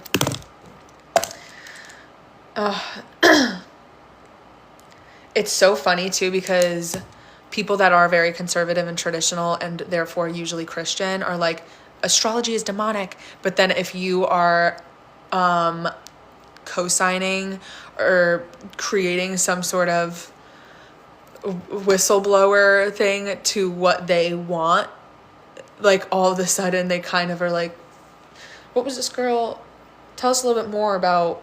And it's like, wait, I thought what I was doing was demonic. Am I an oracle now? Like, I don't understand. Well, you know where I know Erica Kirk? I know Erica Kirk from fucking, she was on Summer House. I think it was Summer House. She was like on an episode of, yeah, like that's where I know her from. And she was like very Christian on Summer House. But one thing about shows like Summer House, and I am doing TikTok lives. One thing about, just because I'm not doing anyone's right now, we're talking about celebrities. One thing about Bravo universe, or like the Netflix universe. No, we're gonna stick to reality shows like Bravo, E, when E was still like a big thing, MTV as well. Like, they're networks. So if you can like wiggle, especially now, if you can wiggle your way into like an appearance on one of these shows, you're rubbing enough shoulders to this point where it's like, okay, if we need like an extra, or we need to throw a girl in the background of this party on this show, or we need like something like that, you're in that like realm. And then that's why it's like profitable to get in the Netflix universe or the Bravo universe, because once you're there, like, you'll be hot potatoed around until you're like problematic or like not entertaining anymore. So like her being on Summer House is interesting to me because I'm like, okay, clearly she's like, I haven't done Paige or Hannah, but Hannah follows me on TikTok and on Instagram. Hannah DM'd me and was like, you are that motherfucking girl. And I don't know why she said that to me. Like, I literally, it wasn't in response to anything, but I was like, do you want a reading? No, I don't think she's necessarily, I mean, maybe she's a plant now, but like, what I'm trying to say is like, for someone who stands for what she stands for, it's interesting to me that she somehow was like looped into like reality TV adjacent friend group. It's just interesting to me. Oh, I fucking love the Mormons. Like, I love, wait, we need to talk about this. One thing about me that I think like only some of you know is that I'm like, oh, we'll do Salt Lake too. That's my favorite one. I fucking love reality TV in a way that's like, out of like an analytical perspective. I did do Megan Fox's reading. I love those Mormon girls. Two things I need to say. Oh, that's another one. Wait, what are their names? Okay. 2 things I need to say. My dream is to have a reality show. I have always loved reality TV. I was raised by it. And I love it. I love the OG ones, but 2 people I need to like give them their flowers because I think they are incredible for reality TV. Taylor Frankie Paul, such an enigma for reality TV because she is so normal coded, like so normal, small town girl coded. I feel like you could give her all of the money in the world and you would not be able to like glam the normal girl out of her. And that's not a nod to her looks. It's like there's something about her that is so like, so hometown slut. Like, and I mean that in like the best way ever. Like, I am floored at, what network is that? Is it Peacock? Peacock's ability to have identified that this girl is a star, because I feel like a lot of other networks would have like, or Hulu would have overlooked her and not seen the star quality in her. Something else I really like about her, the fact that she is like shockingly, incredibly human and empathetic. Like, not only is she insane enough for reality TV, but usually that comes with like a scathingly, like, if not unethical personality, one that is like very not okay and like immature or like actually hateful. And I think she has such an interesting dichotomy of being crazy enough and willing to be vulnerable enough about being crazy. I don't think she's actually crazy, but you know what I'm saying? Like reality TV crazy, but also seemingly being like very, very kind, understanding. And like, I'm appreciative of the fact that they're all kind of like, you are head honcho, because she is head honcho. Like, I like that she is like, you bitches are my sons, but she doesn't do it in a way that's like Kim Kardashian to her family was like, you bitches are my sons, like, you will bow down to me. Whereas I feel like with Taylor, they're like, no, we are your sons. And she's like, okay, like, yeah, you know what I'm saying? Like, I like that dynamic. The second person I have to say that's incredible for reality TV, Brooks Nader. I really like Brooks Nader.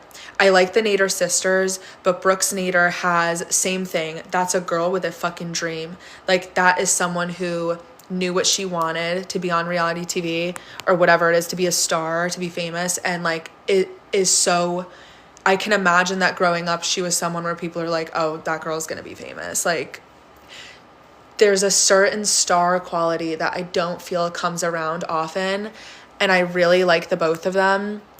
And I'm so passionate about it because that's what I want my fucking life to be. And I need to get there soon enough.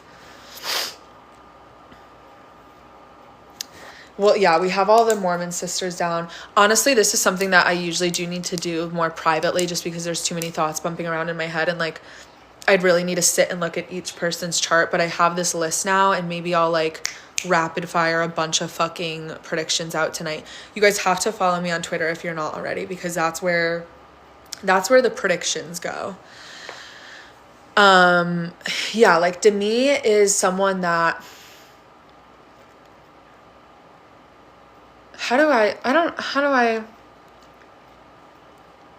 because like we don't know these people, but from the impression, at least the way that the show is spinning her, Demi is someone that like, yeah, I think wants that like label of like, yeah, like I'm a real bitch, but being a real bitch is something, it's an action, it's not something you say. When you're a real bitch, you don't have to say it. You don't. And with Taylor Frankie Paul, I feel like initially watching the show, I didn't get that vibe off of her, because I think she was pregnant in the first season, right? Like very different, vulnerable vibe, clearly getting dogged out. Like they all kind of felt even, you know, leveled playing field, I feel like, in that first season, at least from what I can remember. But that second season, that budget increase, that lighting shift, and the way that like she showed up, I feel like won me over. I like wasn't even really into her in the first season. I like understood that she was like the drum, like that's why they were there, but I feel like the first season, I actually think I loved Demi the first season from what I can remember. Wants what Taylor and Jesse have, but yeah. And and Jesse too. Jesse surprised me too, because I wasn't very fond of her. Not because I didn't like her, but I was just like, low-key, who is this girl? Like, she's kind of boring. I really kind of don't understand why she's here. And I'm glad that she like, this is what's great about reality TV. Like, I like seeing them grab the baton and like fight for it. Even Whitney, like I kind of forget why people didn't like, I really honestly do not remember why people hated Whitney so much. I think it's because she like left Mom Talk, then came back. Whitney is another fucking one I really like, because she is, you know what I think the word we're trying to find is, it's being unapologetic. And I think especially with women, when you see someone who's genuinely unapologetic, it's very respectable. And even if someone is very annoying, or even if they come off bitchy, if someone can own that, there's like a natural built-in respect, because it's like, damn, they put themselves first, and that's really hard to do. I think Whitney is playing a game. I think that she's smart, and I think her like whole like, I just want to bring the girls together, I think that she's just really good at this shit. Like, I think she knows the machine and the game, and like has studied it from somewhere. And I think she has a good team, whoever's in her ear, like a PR person. She absolutely wants more than reality TV. And I think she probably knew very early on, this is where you start, and you can take it very far if you take it very far. And I've never been a Dancing with the Stars person, but I'm coming to realize that it's a pretty good launch pad, because it puts you in front of like literally a global audience like pretty easily. It doesn't seem that, like, I feel like I could say I want to be on Dancing with the Stars one day and like get on it. Like it's weird because it gives you such a launch pad, but I also feel like it's not exclusive at all. And I could see Whitney like, I could see Whitney being in movies. Like, honestly, I feel like I could see her being like a princess or something, or like a Disney princess, or like even on like a Netflix show. I just thought of the fucking show with the wives where they like murder the fucking Texas wives. Like, I could see her doing something like that. Or Broadway. Yeah, I could see that too. Like, she looks like a star. She looks like a star, acts like a star. If it walks and talks like a duck. And Taylor Frankie Paul for The Bachelor. Good motherfucking TV. Such a smart executive decision. Like, those girls, they're going places, and the rest of them are probably so bummed. Like, oh, she is going to Broadway. Damn, I really wonder, like, I'm not even fucking around. I feel like, can she sing? I feel like Whitney could, like, reach very, very high levels. Granted, I feel like when you're in the Broadway world, you can be very, very, very famous in the Broadway world and like go on the street and no one knows who you are. But what's her last name?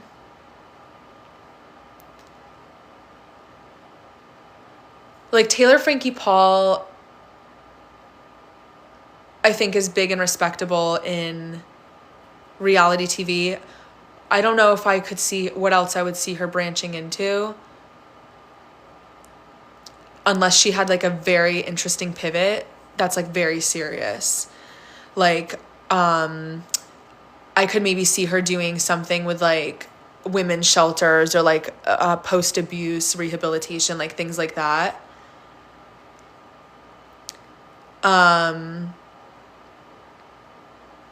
Whitney, I could see being a star, like a performer.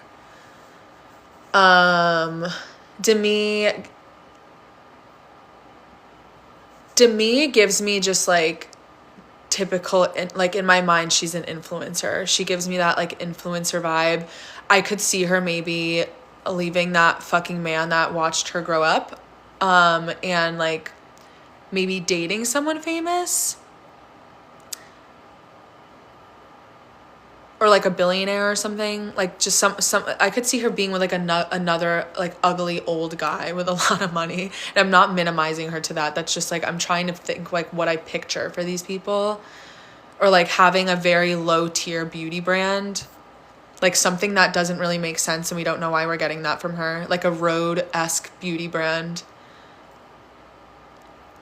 Taylor, yeah, I could see doing advocacy. I could see, yeah, absolutely.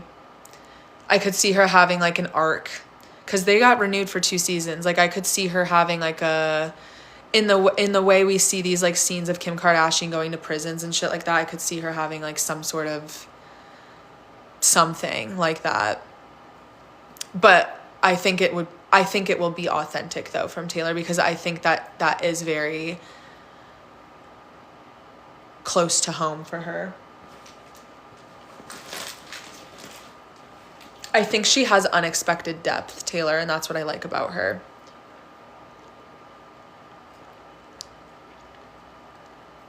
Yeah, I don't think, in my mind, the people that I'm like, oh, these are influencers, is Demi, Michaela. Oh, wait, is Michaela the blonde one or the best friend of the blonde one?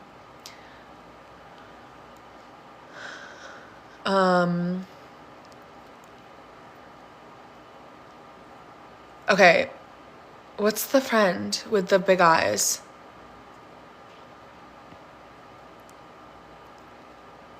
No, I wouldn't say it's Malefic. It's Exalted, actually. Even though it's retrograde. Are they both named Michaela? Am I making that up?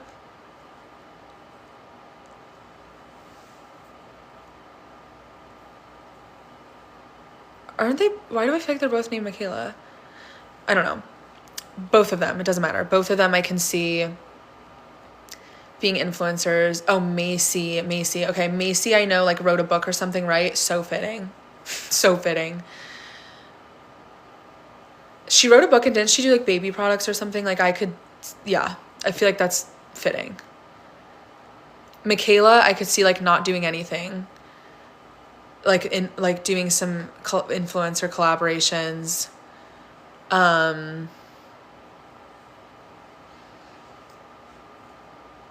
Who else is on there? Fuck, I'm so bad with names, dude. What's the black girl's name? I like her. But I also know, I understand why people get annoyed with her, but yeah, Michaela is, I like have to say, I know that in real life, Layla, oh my God, these fucking names, bro. In real life, I would probably,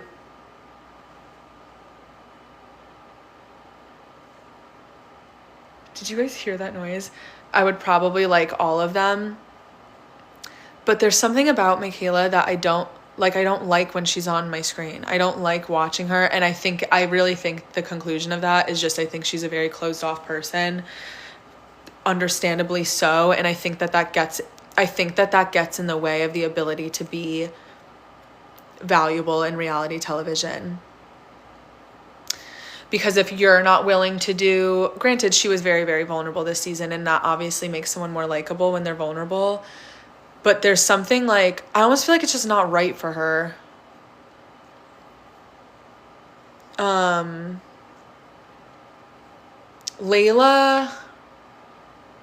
Layla should use her fucking, like, storyline of her feeling like an outcast for being the only black girl and having the issues with the hair as a soft launch for literally selling hair. Like, she should do an extension line, or like a fucking sacred hair drop thing. Like, she should do something with hair for sure. Someone put me in the boardroom. Oh my God. She should be doing stuff with hair. Or you know what would really shake the table? If she did like a vibrator collaboration or something, because her whole thing too was that she like didn't have sex or she couldn't come or something like that. Like, she should do that. You need to do like ironic things like that. And they work. That's the thing. And then like people that resonate with her, with Layla's energy of being a little bit mousier and like more not prude, you know what I'm saying, like maybe less experienced and like ooh about stuff like that would feel seen and be like, okay, maybe this is worth exploring. My fucking nail popped off. I told my other friend that I was gonna pick up thread from his house, and I said that literally hours ago. Guys, like, this is the problem though. I came here to work and do readings and I haven't done one. Like, I need to make this money. Like, I'm trying to keep the faith that like it doesn't need to be every day, but like I literally oh my God, I'm glad that, listen, hire me. I'm for hire. Actually, you guys want to know what's so funny? I did watch Teen Mom way like first season. I never kept up with it though. It made me very depressed. I'm sorry. I can't, there's certain things I can't watch because they just make me sad. Astrology readings. We're doing astrology readings. I do live readings on here. Is this sticker up? Sometimes I feel like it's only up for me. Wait, what was I just gonna say though? Fuck. Oh, I got interviewed by this guy. How do I make this really short and sweet? This guy who works for the parent company of other spiritual brands that are under the parent company, like Keen, which is a psychic company, and fuck, what is the name of the other one? It's Keen and something else. But they're, you know, if you get the same ads that I do, it's like when you're on YouTube and it'll be a woman that's like a bad actress and she's like, you know, I was getting the feeling that my husband was cheating on me, so I went to Keen.com. Like, you know, they're very bad ads. And this guy who works for the parent company that owns those companies, he paid me to, that was literally my Selena Gomez voice. I don't know why I chose her for that. But he paid me to interview me, to ask me how I've managed to create like a spiritual business and get very high paying clients without doing marketing or being partnered with a company or being on a shared platform, working with an agency, anything like that. And it was supposed to be an interview about that. And I kind of didn't really know where he was interviewing me from. Like, it wasn't very clear to me, like, what the purpose of the interview was, other than him saying, I want to get a better understanding. Like, I want to pick your brain a little bit. And, like, how you built a following, how you do this and that. And basically, the call ended up turning into me, like, flaming the ads and being like, oh, I didn't realize that this is who you work with. Like, yeah, you guys need help with your advertisements. And he was basically like, listen, don't sell your services for free. Like, I actually really like your ideas and I want to be able to pay you for them. So, like, if you want to talk about this further, we might pull you into some other calls with how we move forward. And I was like, sure. And I might partner with them to make an astrology course. I use whole sign system. I would say both are accurate. It just depends on your preference. I actually did a whole thread on Alondria.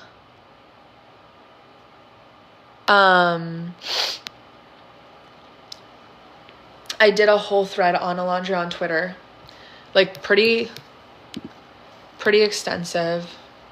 That one got some good numbers, at least in terms of like Love Island interest.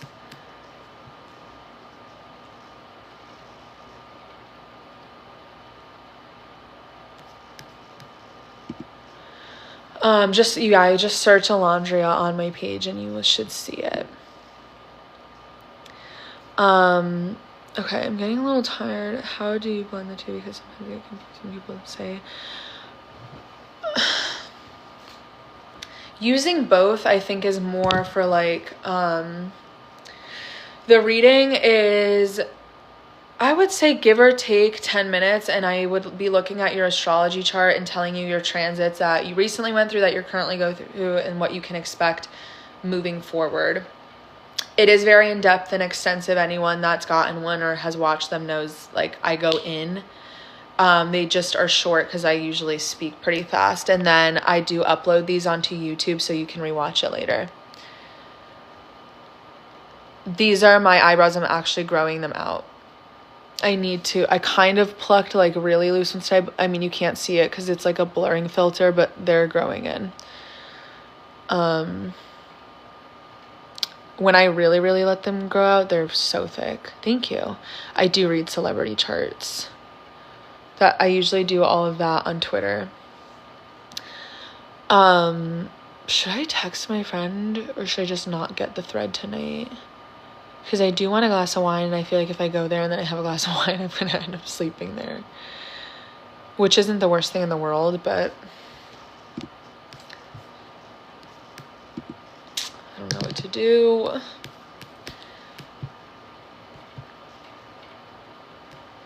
Huh.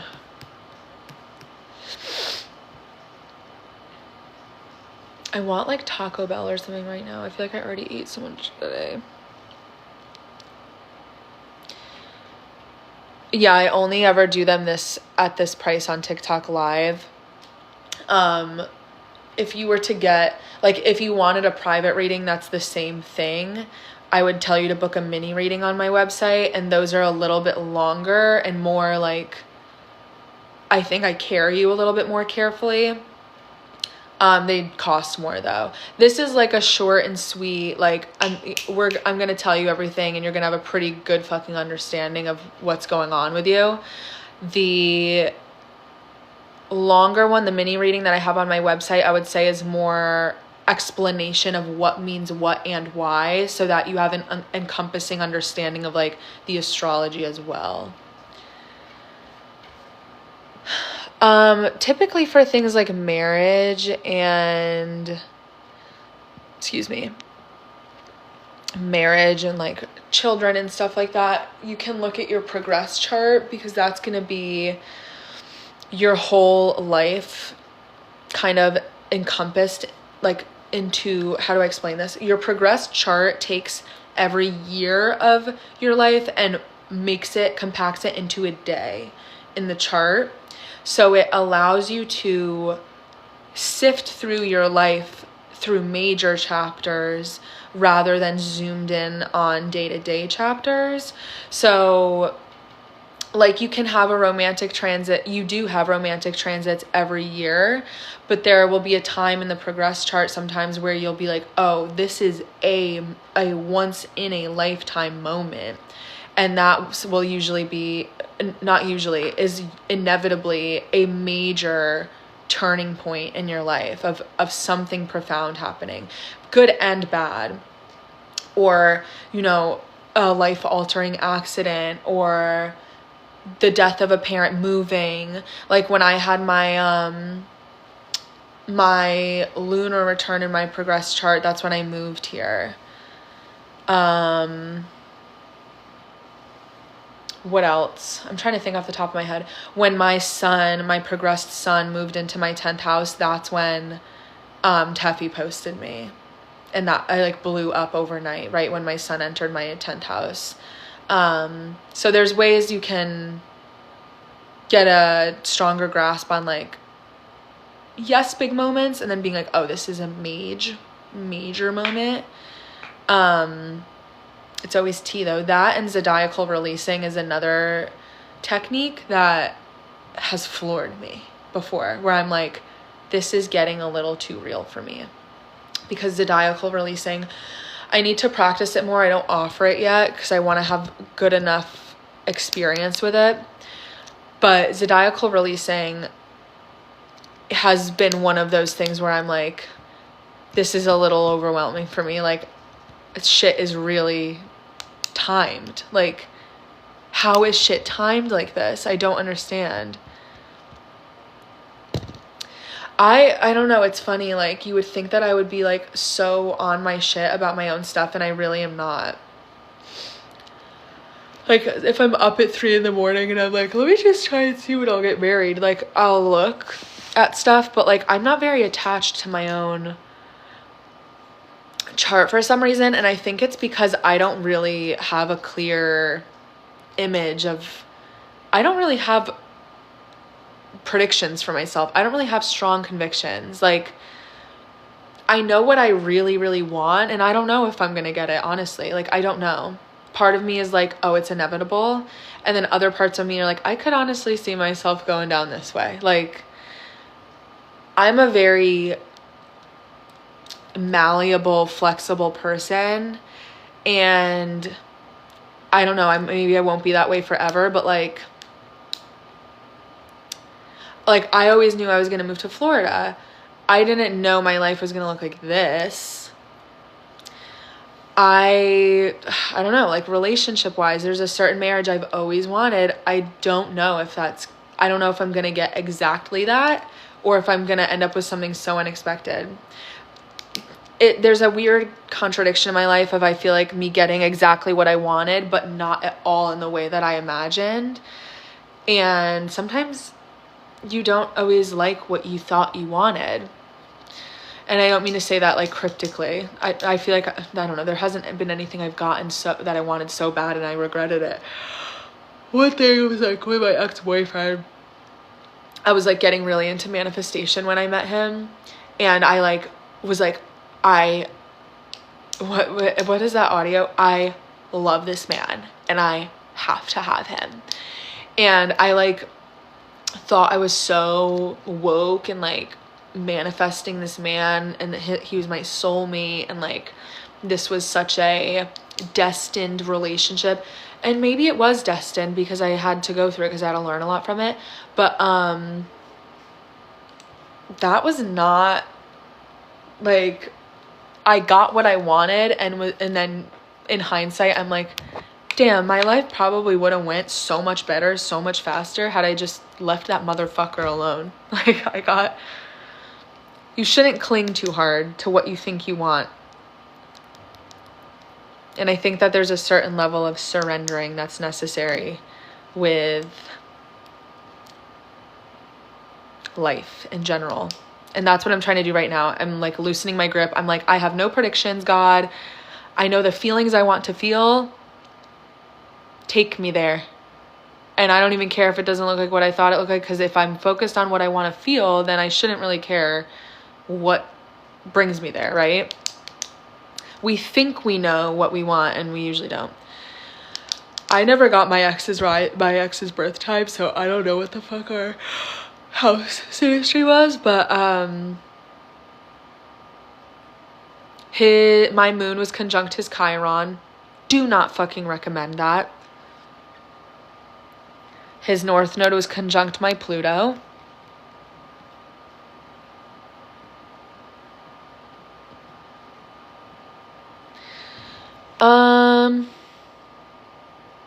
No, I don't go to any other astrologers. I wouldn't say no too much, but I think sometimes if you stay inside too long and get a little too deep into this type of work, you can definitely get some paranoia where you're like I try to keep a good balance in my life of being tapped in and also like brain rotting myself, so that I'm not like this paranoid spiritual psychosis little freak, because it's definitely very possible and it's a slippery slope. Yeah, mine was in Virgo.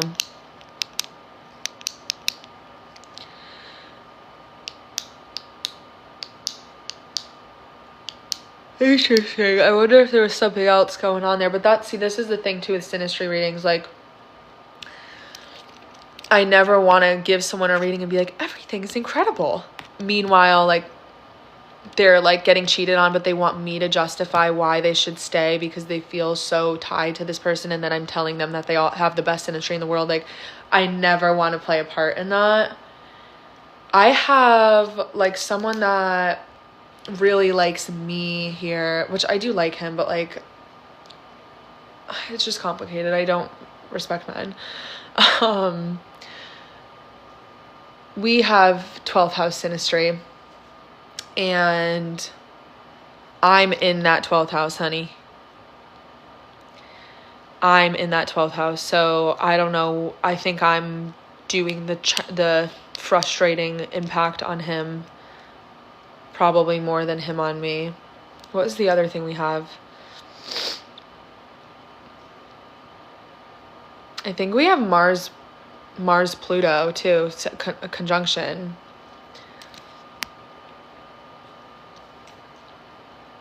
We both are Leo Venus, which is annoying because I'm like, why are you trying to be a bad bitch?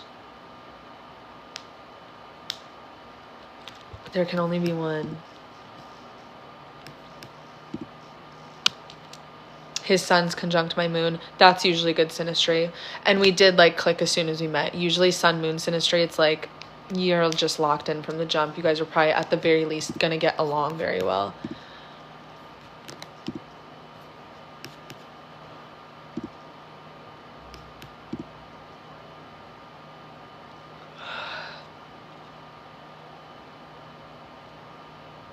How did that go for you, Miranda?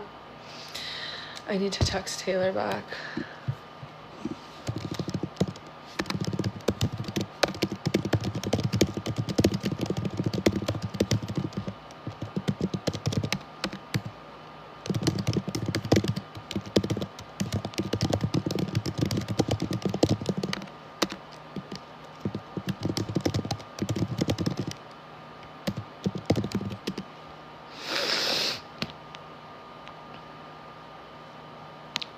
I'm down to do a reading if you want one, MK. The ring light just died. I'm just waiting for it to charge. Yeah, we clicked as friends. It was a friendship. It's been a friendship this entire time.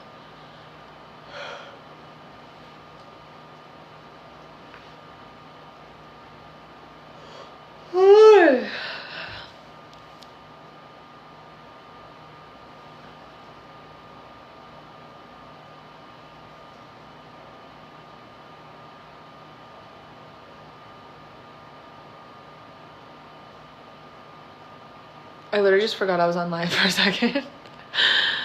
That was funny. Let me see.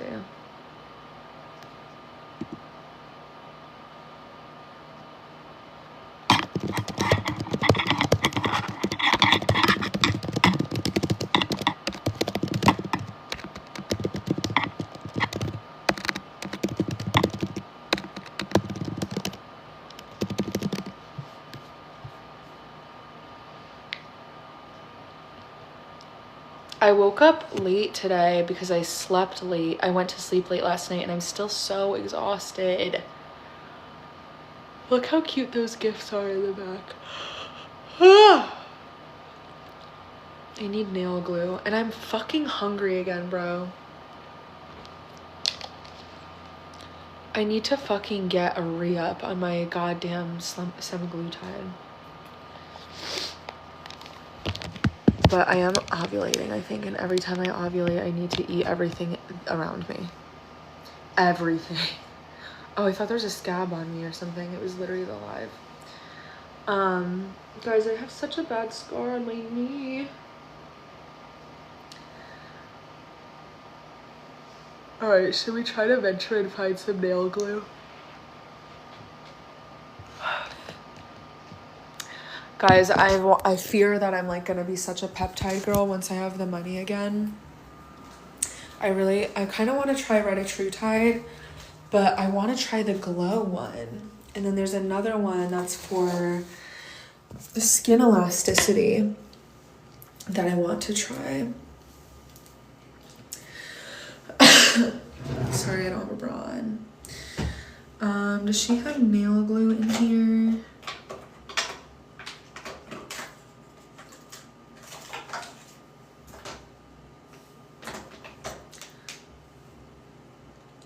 Honey, there's a peptide for fucking everything. How is Glow? You lucky little bitch. I want to try it. So my hormonal health, I never, or I shouldn't say never, I don't have a hormonal imbalance. My issue that I always thought is that I have PMDD. So my hormones are like normal on my blood work, but I have a very, very bad reaction, I believe, to the drastic drop in progesterone and estrogen around ovulation and then during the luteal phase. Like it's the dramatic drop that I literally come down with it, like everything. I get ugly, I get angry, I get upset, I get hungry, I get irritable, I get depressed, I panic. And I think I would ideally want something that helps smooth the major drop. Like if there was a way to suspend it, that would be what I think my ideal solution. I'm surprised there isn't anything that I'm aware of that can provide that solution. I also, though, like feel like, granted, this is something different. I know everybody's bodies are different, but like I feel underdeveloped in terms of like, I don't know, like I don't have much breast tissue. I don't have like a natural curve to me. And then whenever I talk about looks, everyone is like, you have body dysmorphia, like, and no one I feel like is understanding that I'm not saying it in a I look like shit way. I'm saying it in a way where like the way I like carry fat and stuff has never been the way that textbook on paper you should be carrying weight hormonally, like in natural developmental process. And so I was talking to my naturopath about that because I was like, I low-key like I would be happy to take bioidentical hormones if it didn't make me insane and allowed me to like feel more feminine, because I don't feel that way, especially when I'm ovulating. Like I feel fucking, I thought I had PCOS for the longest time. Like I don't feel comfortable in my body, not because I'm ashamed of it, but because it feels like it's not working right. Like there's a time when it feels great, which is ironically my follicular phase, and when everything's low, when my estrogen, testosterone, and progesterone, when all of those are very low, I feel my very best. It's when they rise and drop that I literally feel like a disgusting fucking like ogre. And I'm not being dramatic. You guys know this. Like if you get your period and you are on, you pay attention to your hormones, you know that like there's an ebb and a flow of like your face and your body literally changing. So I don't know, like in terms of that, I'm still searching for a solution with the PMDD, still trying to find a solution. I noticed that it's just a lot worse when I'm really stressed out and if I'm over caffeinated, or if I drink enough to the point of being able to get hungover while I'm ovulating, I will have a panic attack. Like my anxiety is through the roof during ovulation. What else? Oh, what I was trying to say was, though, I think a lot of the problems that I thought were hormonal are actually related to the fact that my iron is so fucking low. Like the brain fog, the fatigue, all of that. I have a suspicion that that's definitely the iron and not entirely on the back of having PMDD. Also, I'm pretty sure I have endometriosis too, which is awesome. And my mom has, like, everyone in my family has endometriosis, and my mom also has fibromyalgia. And so that was my first suspicion, like, since high school, when I started realizing something was wrong. And then upon TikTok, I was like, maybe it's EDS, Ehlers-Danlos syndrome, because I'm hypermobile. I have an extreme anterior pelvic tilt. Like, there's a lot of things that aren't sitting right.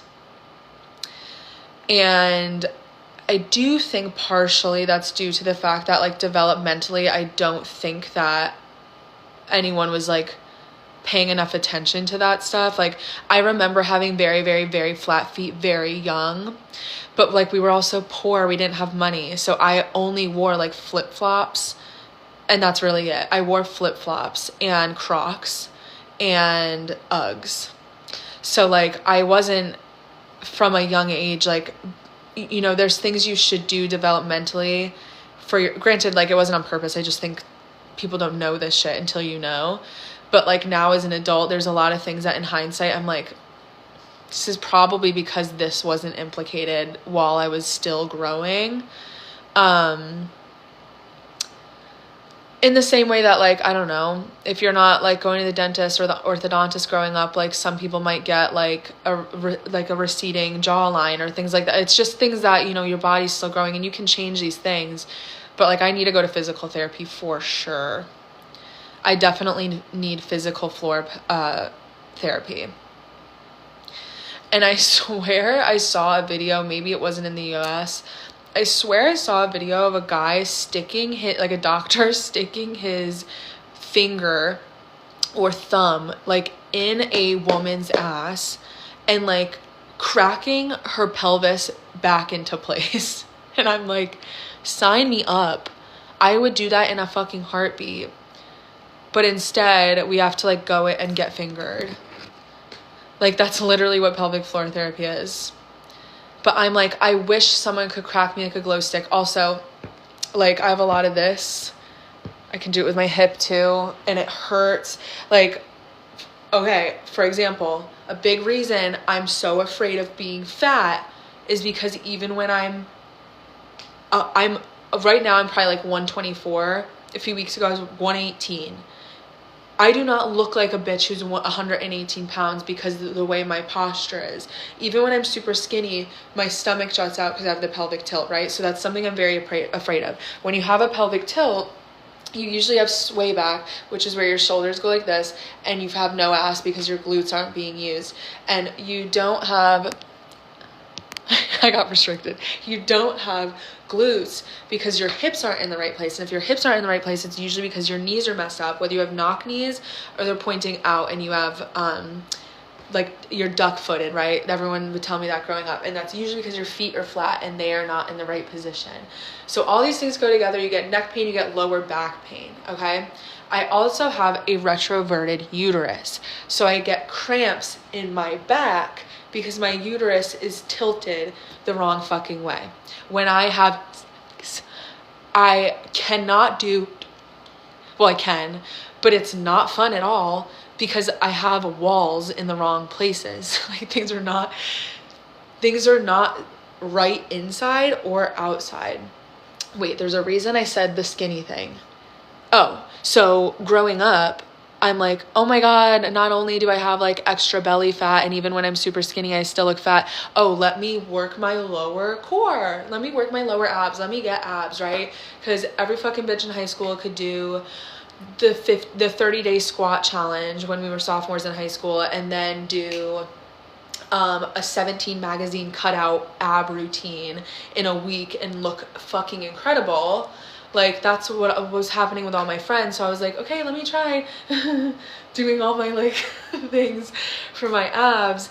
And I can't even, like, activate my core fully because I have the pelvic tilt. So then I just get back pain, and the lower abs aren't even, I've never had abs, and I have rib flare too. So my ribs, like, I'm sure you can see it. Like, people are always like, Kayla, you have abs. And I'm like, I don't have abs. Those are my ribs. These are my ribs. And so even when I'm very, very skinny, like, this is where my body should be. as a lean person who's nearly 120 pounds, but because of this and this and this and this, like everything is a manual process for me. Like I have to, it's so much thinking, because even when we go out to the bar, I'm wearing a skin tight dress, all of these things I'm thinking about. Someone could be having a full conversation with me and I'm thinking, are my shoulders up but not too much, and is my hips tucked but also not in a way where it looks like I'm clenching my ass. Like it's a constant battle. Literally, it's so annoying. And I do have jaw problems too. And yeah, like I need someone to, I'm like, please God, put me on the path of, I would love to date someone who just does all this shit so that I'm getting free healthcare and they can just fix everything for me. And ironically, like most of the men in my life, my brother and like most of my male friends are like pretty gym inclined people, like very athletic. Or my ex-boyfriend actually went to school for to be a personal trainer. Like he did, what did he master in? I forgot like the degree, whatever the fuck his major was. But it's funny because in hindsight, I'm like, bitch, you didn't even know what the fuck you were talking about. I knew more than you because I had to figure out my own problems more than like school taught you. Because he would just like be like, you need to stretch, you need to stretch, you need to stretch, you need protein, you need to stretch.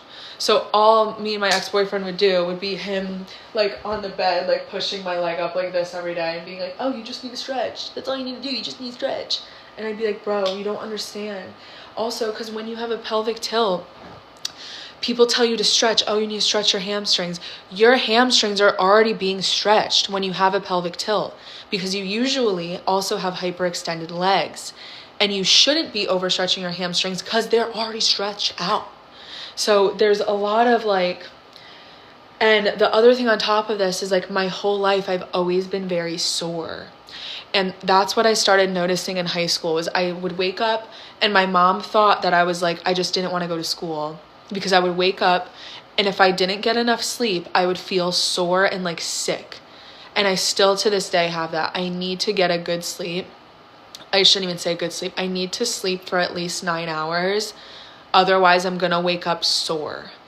And anyone who's dealt with this knows that when you wake up in pain, it is honestly the top reason to feel, because waking up in pain is like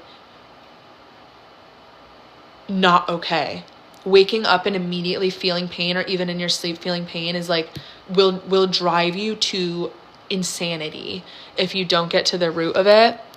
And like these are just all things that I've spoken to doctors about, gynecologist, tried Planned Parenthood, a naturopath, urgent care, coaches, like literally all of it. And I'm just like, no one's helping me. But I think it's because there's like 20 different fucking things happening at once. But like, honestly, the most help I've gotten has been from TikTok. Literally, that's where I've gotten my answers for a lot of things. And that's not to say it's like a safe haven of all the right information, but it's helped me navigate different avenues.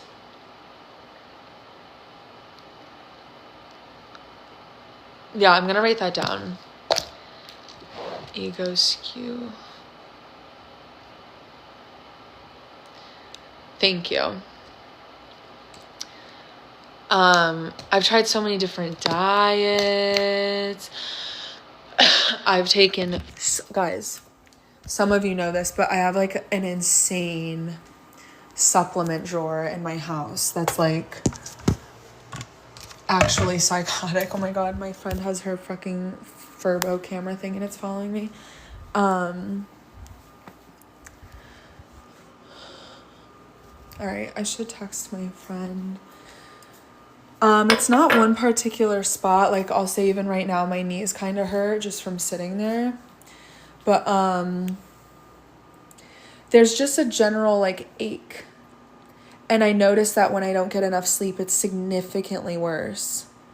And it's also really bad excuse me, it's bad when I'm ovulating. I'm in a lot more pain when I'm ovulating, and I do not sleep when I'm ovulating. Like that period of my cycle is hellish. And I used to take progestin only, like it was the mini pill birth control. And it helped because I have very bad cramps, very bad clotting. Sorry if this is TMI, guys. This is like in relation though to the low iron. I didn't know. I thought I had too much iron because the way my body is. And I feel better on my period. I'm in a lot of pain, but I feel relief on my period. Like I get my energy back. And I'm in a great mood. I'm motivated. I feel like the world opens back up to me. Like all of these great feelings come when I'm on my period. But when I'm on this side of it, holy shit. Like I literally have to plan my life into... When I know I have something planned when I'm ovulating, I get so mad. Like I have a Christmas party on Saturday, and I'm like, please make me feel better by Saturday. And I literally, like, my friends know at this point, I'm like, I might be a little bitchier, or like if I drink too much I might get angry.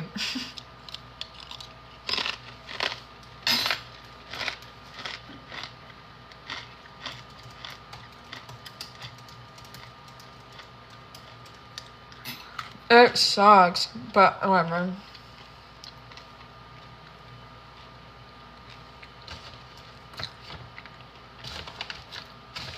I shouldn't be eating these.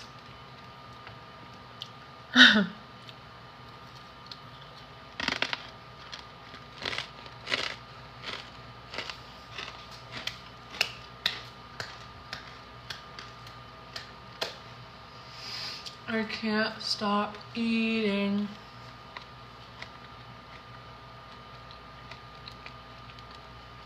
I can't believe it took me so fucking long to get here.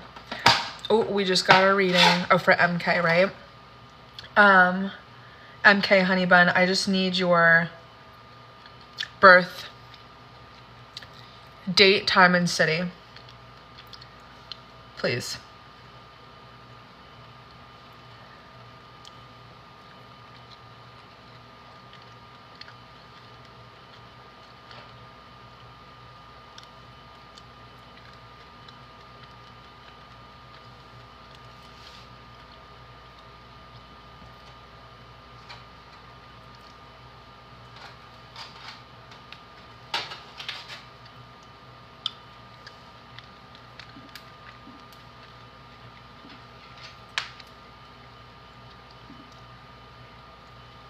$11.17. Also, guys, I'm not picking my nose, I swear. I would have no shame in telling you I'm picking my nose. I'm just like itchy for some reason. So I'm sorry if I'm being disgusting.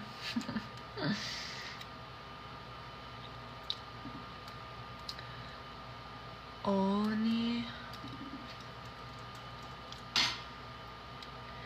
Maryland. What goes on in Maryland?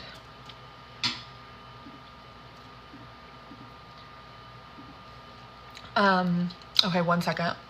Do you care if I do this here? Is this an okay spot? I'm gonna charge the ring light.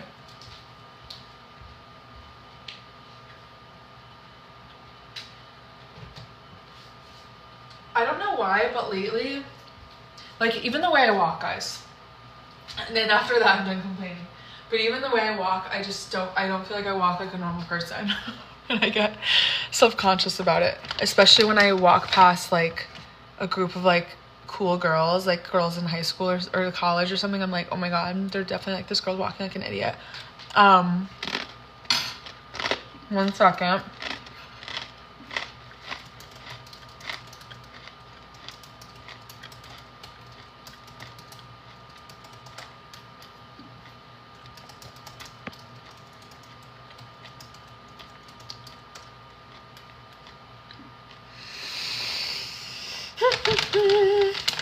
Let me stop fucking eating. I think I'm gonna crack open a bottle of wine. And then I'll go meet my friends after. Okay, let's do your reading, honey. Let me get this bottle opener. Where is it?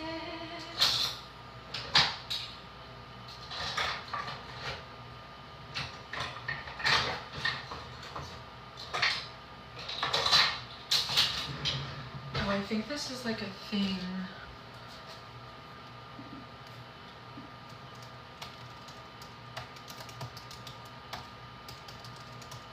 Okay. Okay, you're having a full moon in your first house of self and identity, who you are and what you look like today as we speak. It's at 13 degrees, which in your case is in a slight square to your Jupiter in your 10th house in your career sector. It's in an opposition to your Mercury in your 7th house of relationships.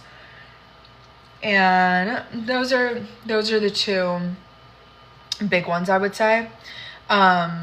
What you need to know about this full moon. So a full moon is always going to be an ending, a full circle moment, a culmination moment, things kind of tying up loose ends, coming together after a 6-month period of them getting to that culmination point. So I want you to think back to the end of May, particularly May 27th. It doesn't have to mean something happened on that day, but around that time, we'll say late May, early June, there was like a seed you planted or a new beginning or some sort of door you opened within self-identity, who you are and the way that you approach life that began back then and is now coming full circle. So endings don't have to be bad. Sometimes it can just be, I always try to explain it as like, if it's not literally something ending and being cut off, it reminds me of when people like will say get casted for a play, right? They do all these rehearsals for months and months and months. And then the full moon would be the moment they do the final show. Like they do the performance and it's done. Yay, fin, okay, wrap it all together, we're good. So it can also have that sort of energy. If not at the very the best, it could be like something celebratory. But if being in so much conflicting aspects to not only your relationship sector, but your career sector, tells me that if there isn't something that's inherently tense and like actually conflicting and bad on paper, there's some sort of tension or friction that is asking to be confronted and making you uncomfortable enough so that you are pushed to do something about it, to make a decision, a change, an action, or confront something. So Jupiter is very expansive. Jupiter is good luck, it's good fortune. Yes, it's like opportunities, and having Jupiter natally in the 10th house is a really great placement to have, especially because you have it in Pisces. It loves being in Pisces. It's in its sign of rulership. But that square to it for some reason could be like maybe you're overwhelmed with something with career. Even if it's good, there can be like too much rapid expansion. It can be more money, more problems. It can be that there's like an overwhelming amount of options and you don't know what to pick with something. It can be that you want to explore uncharted territory or like learn something new or gain these opportunities, but they're too expansive or maybe feel too big or out of reach or something like that. And then you also have this opposition to Mercury, which is speaking, talking, writing, using your voice, communication, all modalities of getting from point A to point B, like connecting the dots to your relationship sector. Now, what's important for you to know is that in 2 weeks from now, at the end of December, we're having a new moon in your relationship sector. So a new beginning is happening. There's a baton pass here where you're ending something in your own identity and beginning something new when it comes to your closer bonds and relationships and the people that you are connected to, regardless of the nature of the relationship. If it's not a romantic relationship, it can be commitments, partnerships, business partnerships, agreements, deals, contracts, collaborations, anyone you're on the same page with, or it's kind of like you see me, I see you, I help you, you help me, or even competitors for whatever reason, or clients if you have like a client-based business or something where you have to kind of work with and be on the same page as other people. So because it's hitting that Jupiter in your career sector too, perhaps this is something more professionally inclined than it is in your personal life. But there's some sort of tension point here that connects you, other people, and then your professional world or how you show up in the world publicly being a little bit like at odds or a tension point right now because something needs to be confronted, decided, changed, or like swept clean of in order to move forward. And a lot of that might be verbal or might be a decision or something that needs to be communicated or written out or signed, or like, anything that needs your signature or something on paper, whether that's literally or metaphorically. Because I do think that it likely involves somebody else, if not your relationship to the world around you, period. You've had, Mercury too, the ruler of this full moon is Mercury in Scorpio, which is going also through your 6th house of work, health, routine, employment, what you do for work, the labor of which your job requires. It is the way you are of service to other people. It's also pets. I'm literally just trying to say everything to cover full ground. But the ruler of this full moon, this ending in self or chapter of self, might be, again, in relation to employment or work, because we're seeing another reiteration of that coming up within the pattern. Excuse me.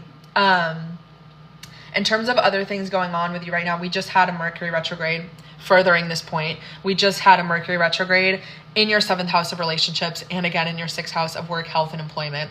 So I would say there's something going on regarding other people, whether that's one person or others outside of you, whether that's give and take, push and pull, a tug of war, needing to find balance or compromise. There's something where it's like you versus them, and that doesn't have to necessarily indicate that you are the aggressor, and it doesn't even have to be conflicting. Like, this could be something as practical yet like back and forth, as comparable to, like, you're working with a real estate agent and you're their buyer and they're trying to work with the homeowner, and you're all trying to get on the same page about a deal. Like, it doesn't have to be this malicious or like, you're in an argument sort of thing with someone. But I do think that some level of relationships and work, and if not literal work via employment, the labor of which your relationship requires to have, in order for you to maintain a bond or a relationship or partnership with someone, the work and effort that requires has likely been reconsidered over the last few weeks, or details around those things have been up in the air and changed and, revisited back on the drawing board, and you kind of rearranged everything. And now, with the retrograde being direct, it's like you kind of have your answer now. You likely have a much clearer vision of direction of how you're moving forward with some sort of situation than you did a few weeks ago. So that's good, at least. And then we'll see that new chapter, new beginning in your relationship sector towards the end of the month, which you may not see come full circle until 6 months from now, as we get into spring of next year, similarly to how you started something in your 1st house of self and identity in the spring, and now you're seeing the results of that, or the fruits of your labor. We have Venus going through your relationship sector too currently, which is actually quite graceful when it comes to doing dealings with other people. So despite any sort of tension or opposition, there seems to be some sort of buttering up or warmth around other people in your life, and maybe that's applicable to some relationships and not others. But there is I'll even say, like, around the 14th of December, 13th, 14th of December, there's a softening in your ability to communicate with other people. So if you need a day where you're like, I need this to go well, I need a yes, like I need this to be a smooth conversation, the 13th will likely be a day that's kind of working in your favor there. You also have, what else?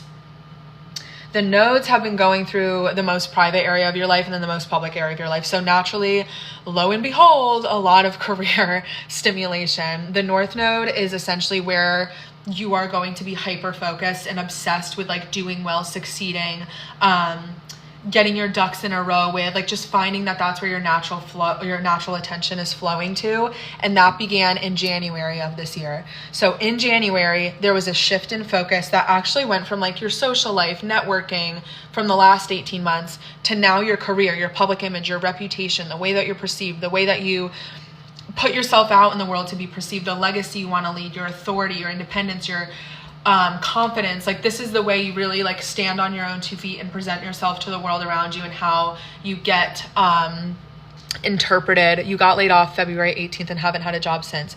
Okay, so very interesting, because usually when someone has this transit, the North Node through the 10th house, it's like career, figuring out who you are. And it's usually through the process of, like, either moving up in their career, getting promoted, maybe switching to an industry that's more complementary to them. In your case, I'm wondering if you're getting isolated from the employment or from the job because it wasn't aligning with you. Like, I don't know if there was something that maybe, like, I think that there might be a more divine thing at play where it's like, obviously no one wants to be out for a job. You need resources. You're an adult. You need to like have a roof over your head. I understand that. But I'm wondering if with, especially with Jupiter there's a larger thing here that's like, you're being pulled away from this, not because you need to try harder at this thing, but because you're looking in the wrong place and you should be looking over here. Because the North Node going through the 10th house is about figuring out what you want to represent, who you want to be.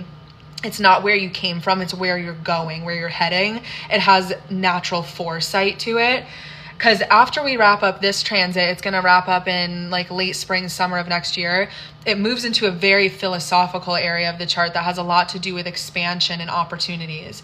So I will say between now and next like June, July, I'm confident that you'll definitely find your footing.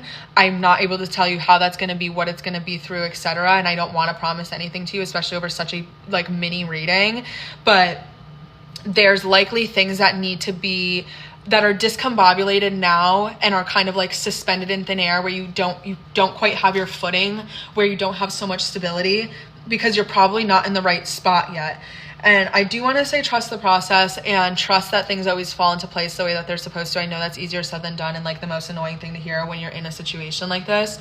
Trust me, like if someone said that to me right now, I'd be like, yeah, I fucking know. Like no one wants to hear that. But I think that with the combination of what's going on short term with things regarding employment and work being activated, again, 6 months from now, that's going to be the culmination of this. So that brings us to what? We're in December, like June. So that I'd be interested around next spring for you. On top of that, you also have, I think there's something with you, like with you finding yourself or your identity or something changing in a major way, and your finances changing in a major way. Did something this early July until fall happen major that like shook the table with your relationships or your finances or even your physical, like your concept of like looks and comfortability? Because you had what on paper is like a typical divorce transit, but if it's not separation within a relationship, there's this like authenticity that comes through that is like a little rebellious and can shake the table and kind of seem like you're being unhinged or insane, but is usually you like stepping into yourself. And in doing so can cause a lot of conflict with other people in your life, or can shake the table with your values, your finances, your money, your connections to other people. But Uranus, Venus is usually like a big shock in either direction, positively or negatively, with finances and relationships. And that started in the beginning of July of this year and was kind of hanging out through fall. Right now it's retrograde, so it's back into the area of your chart that you've been experiencing for a few years now. But as we get again into spring, summer next year, it's going to oppose your Venus again, which is usually a shock to the finances or a shock to the relationships. So we're seeing a few things already lining up to create there's a lot of stimulation and change around June, July for you next year. Inevitably, like that, I can promise you there will be shifts with that, especially probably in regards to your relationships for sure, because it's also in your 7th house of relationships. So we're seeing a reiteration there. Saturn's getting the hell out of your career sector around Valentine's Day. So I know that you said, because he lives so far away. Okay, I don't know if, I don't want to say anything like scary or promise anything bad. Like I said, that's usually a pretty prominent breakup transit. So I'm not sure. If you want additional context, thinking back to July-ish might be helpful because you already experienced it once. So if you can revisit whatever you were feeling or going through at the time, you're likely going to see a second pass of that, or like a deja vu sort of effect. That doesn't mean the same exact things are going to happen, but that you might have similar feelings. But Saturn has been in your 10th house of your career, your public image, your reputation, your independence since spring of 2023. It's leaving that area. So you will likely feel relief and a break of Saturn taking its foot off your neck of your career sector around Valentine's Day. And you get to wrap up that chapter. It's been there for a while. Another thing you get to wrap up. This shocking planet of instability and like things all over the place, being wonky, has been going through the area of your chart that's very psychological. It's not things you can touch or see. It's things that you feel and you experience inside. It's your mental health. It's mental illness. It's illness, period. It's your fears, your insecurities, your intuition, trusting your gut. It's your dreams. It's everything that's very metaphysical.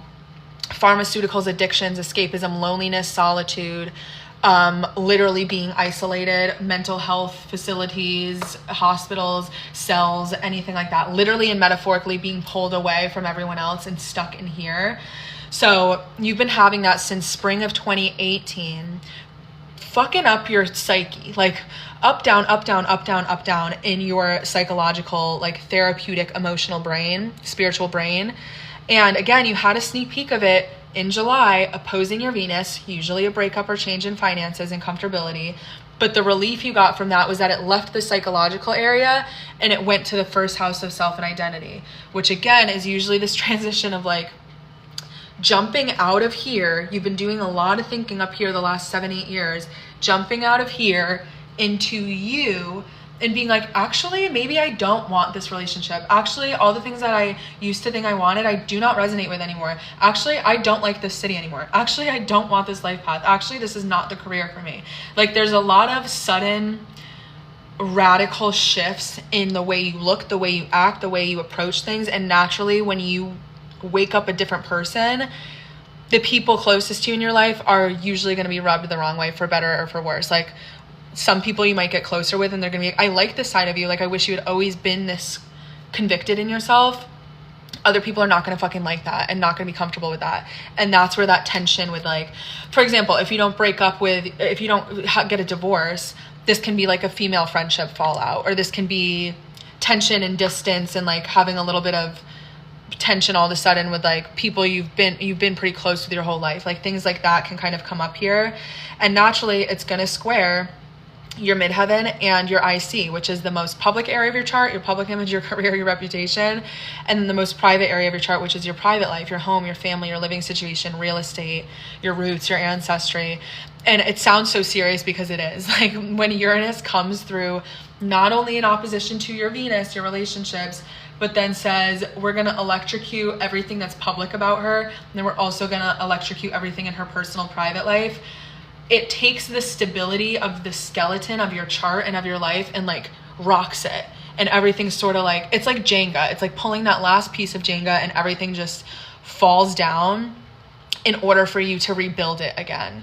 So, and that's not to scare you. Like, I'm saying this with excitement for you because I think sometimes, especially if you felt stuck or stagnant, shit like this needs to happen to people for them to like the boat needs to be rocked for them to be like, let's fucking go. I'm just going to start a new life. So, and those things can happen too without your world falling apart. Let me be very clear. Like, this can be a major shift in your marriage that ends up being positive.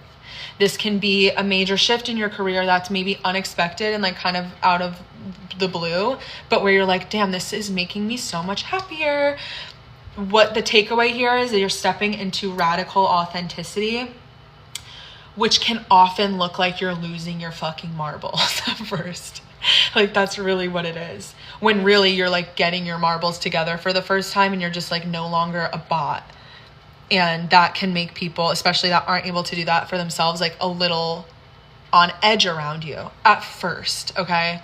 People that stick around are going to love you and be like, yeah, I didn't know what the hell is going on with you. Like, you're going to be fine.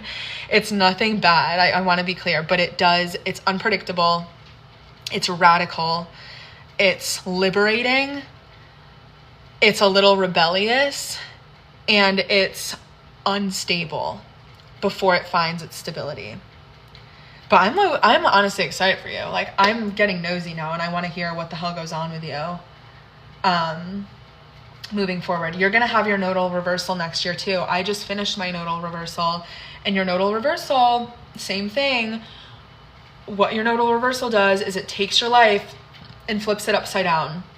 And it says, oh, you thought you were going to be here at this age. You thought you were going to be doing this. You thought you were going to be with this person. You thought you were going to be doing this job, and literally takes it and flips it on its head, which nothing bad happened to me and nothing really radical circumstantially changed.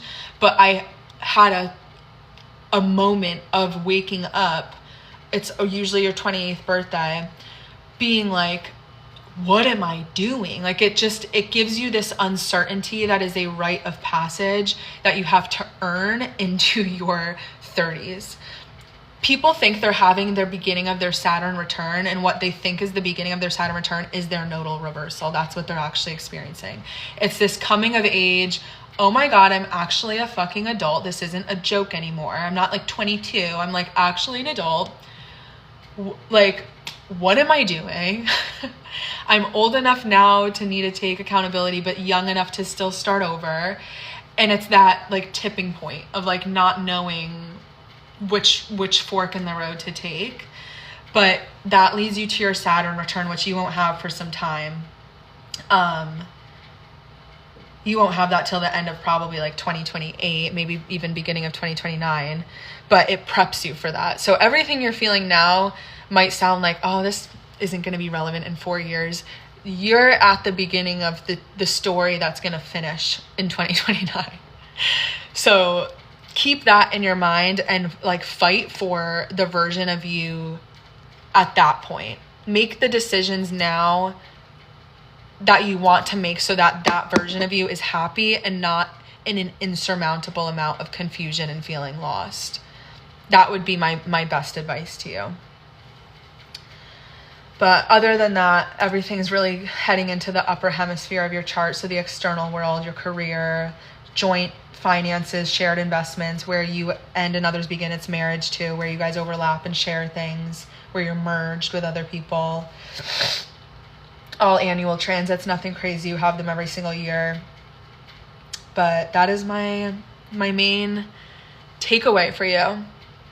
And this will be, I'll make sure to, it might not be for a few days, but I will make sure that this gets uploaded and put onto YouTube so that you can revisit it, because I know that that was a lot of information. But I hope that that was helpful for you. Sometimes I worry that I'm too harsh, but like that's how I would want someone to explain things to me. So I'm sorry, and I really don't, I hope you're not scared. I'm not saying anything to scare you. I'm excited for you, actually. Bottom shelf of my table. Bottom shelf of my table. Oh, guys, talking about my back pain, it hurts really bad. Dude, I'm telling you, everyone's had a rough motherfucking year. And that's not minimizing you. It's just like the shit I have heard and seen from people. I feel so bad. And I've been, reveling in some self-pity the last few days at least too. Cause I'm just like, bro, give me a break. What is going on? And this retrograde like beat my ass. I would say probably having to do with like, if not social life, like sometimes that can be you realizing that you've like outgrown your friends, or that you no longer resonate with the sort of people, like groups and communities and beliefs and ethics that you used to. And that can be a little disorienting and kind of happen through a harsh process. Other times it can be, at worst, feeling like you're stunted when it comes to your larger ambitions. At best, your hard work that you do now pays off and you reap the fruits of your labor with your larger ambitions. That's why I say what you do today affects tomorrow. So if you also know that there's something you really want in this life, especially professionally, or like a larger vision you have for your life, make the decisions you know that you need to make to get there now, because life moves fast. And you might think like, oh, I can do it later, or like, I'll handle this later, or maybe this will change. And then you wake up at 29, 30, and you're like, I've seen it with so many people. And I've been doing this long enough where there's people I've talked to when they're like 24, and now they're like 28, 29, and I'm telling them the same shit, because people just don't, you have to fight hard for yourself, for what you want in this life is what I'm trying to get through to you. And sometimes a Saturn return there can be realizing, oh shit, I should have fought for what I wanted a little bit earlier and not what everybody else wanted. Guys, I low-key like don't know how to use a wine opener. I know. Wait. No, I always get so confused. Someone tell me how to do this correctly. I'm supposed to turn it in first, right? And then go like this, right? No. I hate being stupid, bro.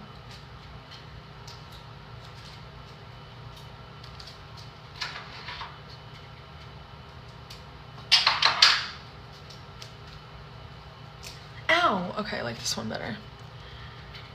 Push.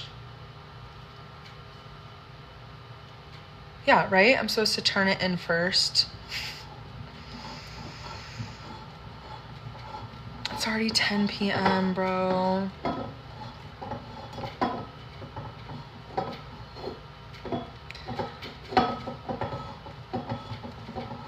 Do I put it all the way in? See, I don't know how to do this shit, guys. How do I open a fucking... Oh, wait. Cool! Wait, I got it. I think. No fucking way. I've never done that successfully on the first try. Hell yeah, baby. Okay.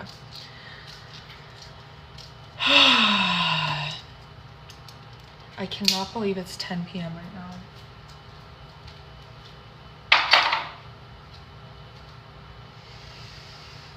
Should I put the ring light on over here?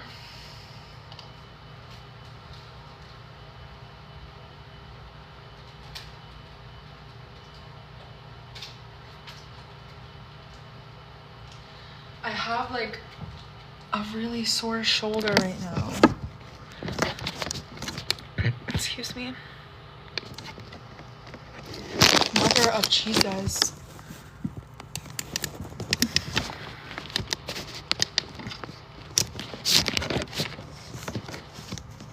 Oh my god, can something just balance right for once? Like, this is so... Dude, I'm gonna freak out. Oh my god, I was so annoyed at the fucking tanning salon earlier because one of the fucking beds, the lights like broke in it and they had to replace the lights. Oh, this is still too high. They had to replace the lights, and when they were replacing them, the lights fucking broke everywhere. So much glass, bro. Why is this not even sitting right? So much fucking glass everywhere. And then the girl that worked at the tanning salon was like, she was afraid because she said that she was afraid she was gonna get mercury poisoning, because I guess if a tanning light explodes, I don't fucking know, it didn't make any sense to me. But she was like, I'm about to go home right now, I can't even finish my shift. I don't know if I should put sweats on, it's kind of cold out. Oh my god, I'm making the fucking dogs bark, Jesus Christ.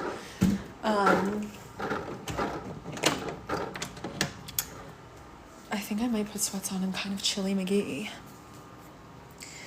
Chilly McGeester. I'm getting changed in here. I don't care. I don't care. I don't care. Do you guys want me to sing a song for you? My friends get so... I'm such a singer to my friends.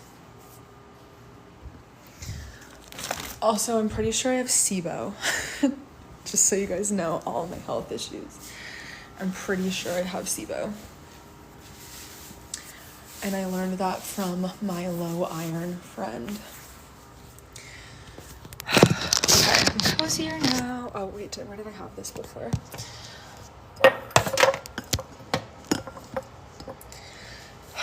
Okay, I'm a little cozier and warmer. I did something idiotic today. Never mind, I'm not even gonna explain it.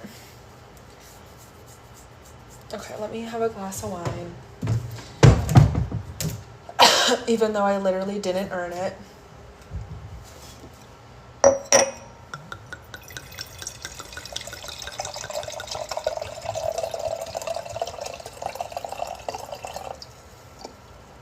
Okay. We broke this glass, and my friend like filed it down to be a tilting glass. Not that cool, I know, but this is going back up. Not a good angle. Okay, they want me to go meet them at the bar, but I don't look good. I don't have good makeup on, and I don't have heels. And I always wear heels everywhere I go. I only have flippy floppies. Like,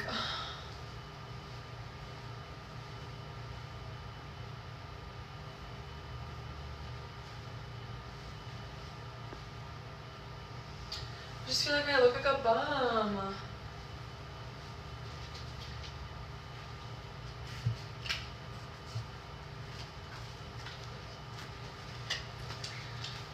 Should I do a braid again? Like, what do I do to look cuter right now?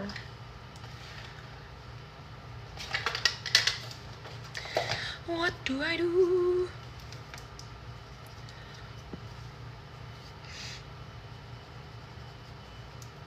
Need to stop looking greasy, that's for one. I'm such a bronzer girl. I always have been. I always will be. I don't give a fuck. Like, I am a bronzer girl.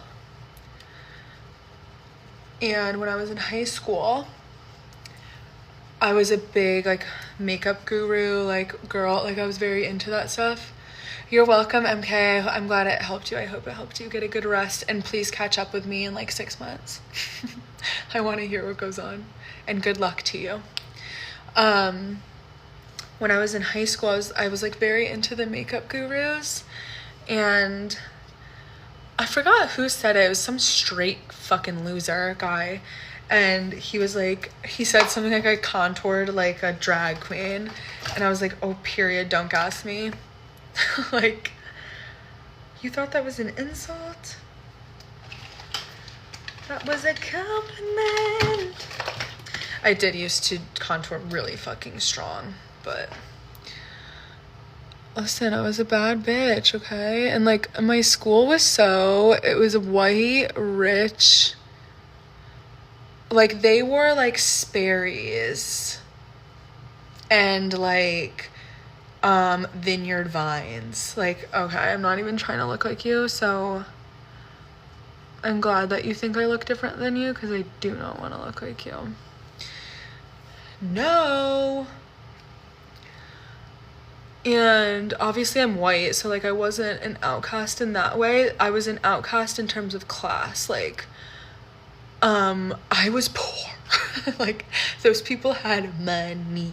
I was not supposed to be grouped in with those people. And it's funny how I think that your attraction is initially formed from like, yeah, yours was like that, Melanie. I feel like attraction is normally formed from like those developmental years, like who you're attracted to. And I literally thought, okay, first of all, we need to, do I put eyeliner on my waterline now that it's nighttime? We need to go in the bathroom to make this decision. Let me chug this wine really quick. JK, not chug. Shouldn't say that on the internet.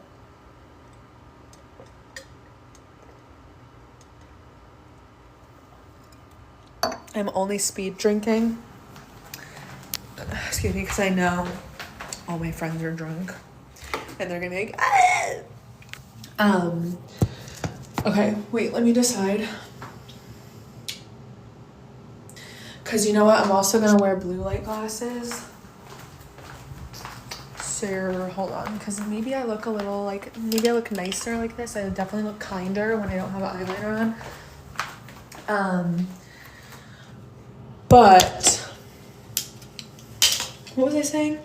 Oh, I thought I was like asexual or gay, but I was like, I'm not gay because I don't like girls either. Like, I literally thought I was asexual and maybe didn't wasn't attracted to people because I was not attracted to anyone at my school. The only guy I can remember being attracted to was kind of like forced on me. Like I had to force myself to be attracted to him because other people thought he was. And he wasn't the hot one to everyone else, but I was like, I guess he's kind of cute. I just made myself look evil. But yeah, I was like, I guess he's kind of cute, question mark. And I never like hit on him or anything. So different leagues of life. Like he was a rich athlete. Also I was not cute when I was younger at all. Like literally at all.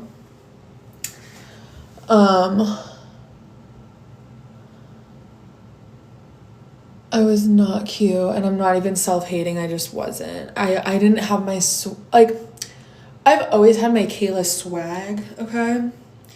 Like I always had the fucking juice, but I didn't walk like I knew it yet because I didn't know it. Like in hindsight, I'm like, damn, I've always been cool, but I didn't like know I was that cool when I was young. Because everyone made me feel like I wasn't cool.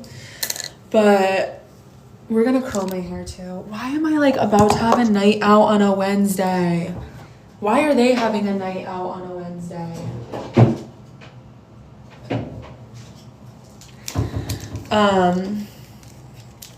So yeah, I thought I was asexual in high school. And then there was Thursday, thank you. Oh my God, I keep saying Wednesday, bro. I'm telling you, I'm not good. I'm not good lately. But, I'm usually so dressed up, even when we go to the sports bar, like, I'm not on my A game right now. But, we'll get my lip liner while that's heating up. Then I graduated. Well, I started to have an inkling that I was like, maybe I'm not asexual, because while I was in high school, we would like be blended with more diverse schools. And then all of a sudden I was like, wait, these people are kind of sexy. And I was like, oh, I don't think I like white men. And I think I don't like them because they were like my enemy growing up. I really think that that's part of it. I do like white men. Like, I don't hate them, but usually never my first pick. I'll say that. Usually, literally anything but that. And it's funny because that also translates to my food. Like, I like any food but like American food.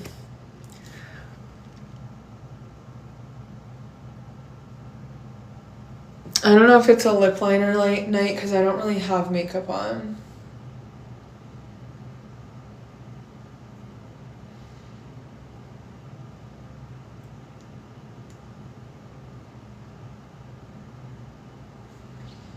The thing is, I don't want to go there, pay for parking or an Uber, and then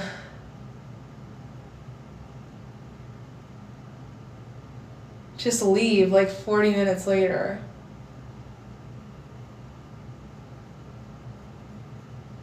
And I feel like that's what's gonna happen if I go.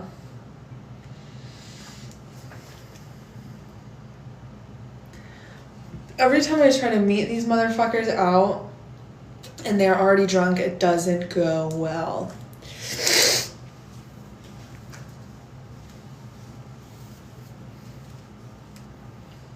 Where's her brush? Oh, these bitches tryna fuck. These bitches tryna fuck. What's everyone doing? What's everyone up to? I kind of want to play music.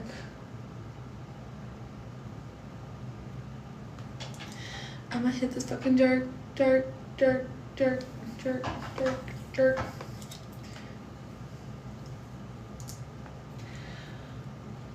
Every time I say, what's everyone up to, I think of the fucking mom from Mean Girls.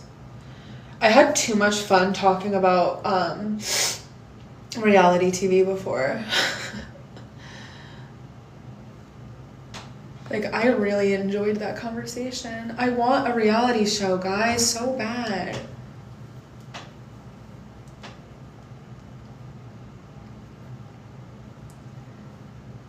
Oh, fuck me.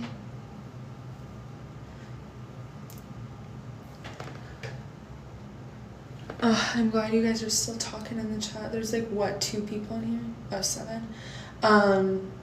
You guys want to, I'll give you some lore about myself. So when I was younger, I think some people know this maybe. I used to, I was very, so, okay, like I said, I was raised on reality TV, like, not intentionally. My mom used to watch, like, I feel like just on our living room TV, it wasn't, like, intentionally being watched, but Run's house was always on, like, Rev Run and his family. Hogan Knows Best. Is that what it was called? Or, yeah, Hogan Knows Best. Oh my god, I forgot he died. The show with fucking Kourtney Kardashian's husband, Travis Barker, and his wife. The Playboy Bunny show, reality show of the girls in the house. Like, a bunch of that was always, a lot of VH1, a lot of MTV, and then, like, the other reality shows that were, like, competitive were a big thing. Oh my god, I wish there was more shows like that on, like, granted, they are so unethical now, but, like, Biggest Loser. We played a lot of Deal or No Deal. I don't know why that show is, like, addicting to watch. It's literally a guessing game. Well, whatever. That set the foundation for what was bred into my early, like, teenage years, Jersey Shore obsession. So I got very obsessed with Jersey Shore, and I used to host Jers Days, which was where everyone would come over my house and wear leopard print, like me and I have an ex-best friend named Kiki. Yes, Kimura's Life in the Fab Lane or whatever. She was, like, so snooky, and I was so JWoww. And we literally, like, called ourselves that, and we would wear leopard print and big hoops and, like, lime green accented things, hot pink accented things. We had those giant slippers that look like sneakers that were cheetah print. Like, me and her were connected at the fucking hip, and Jersey Shore was, like, a funny thing that tightened our relationship. And I don't know, we just took it so far, like, we really embodied them. And why did I bring this up, though? Oh, because I was so inspired by Jersey Shore that I was like, damn, really, they're really putting anything on TV now. And the other thing that was really big at the time, which has always been big, but it was starting to have a very major moment in, like, 2009, 2010, 2011, 12, 13, was the Ellen Show. I watched Baddies, Bad Girls Club. I don't watch Baddies. I did watch Bad Girls Club. And Rock of Love, Flavor of Love, those two too. But the Ellen Show was very big. Oh, I loved Real World, like, things like that. And so I used to, guys, relentlessly email MTV and the Ellen Show and tell them that I, like, had the best friend group.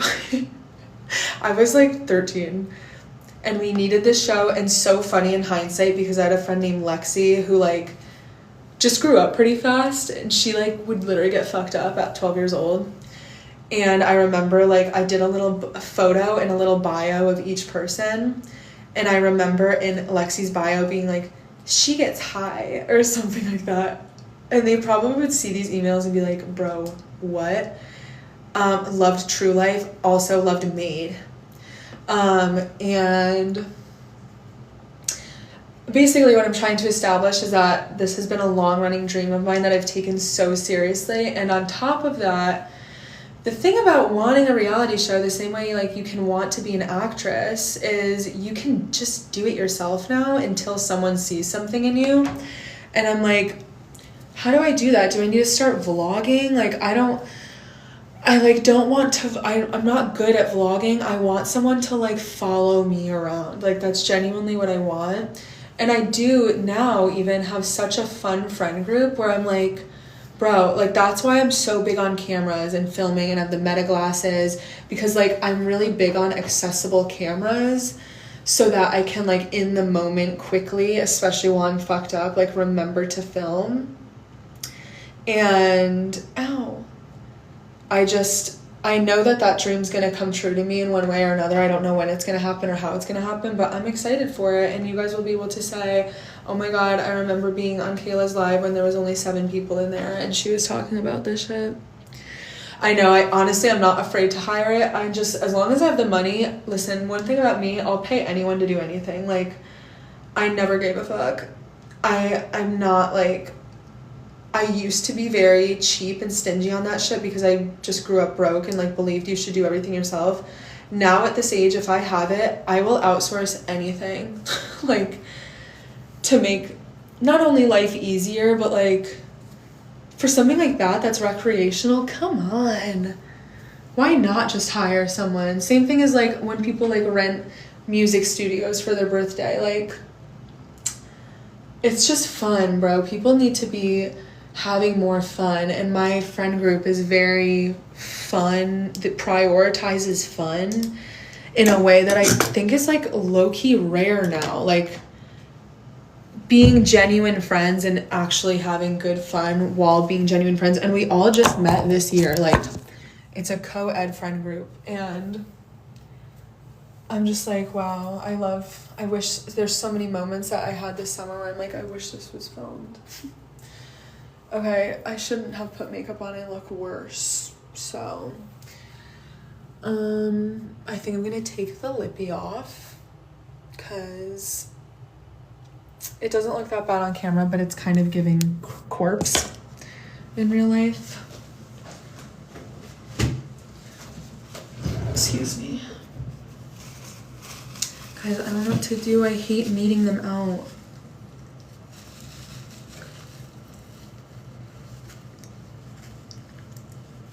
Sometimes in my lips, I think they just look better naked. Like, especially when the filler isn't fillering anymore.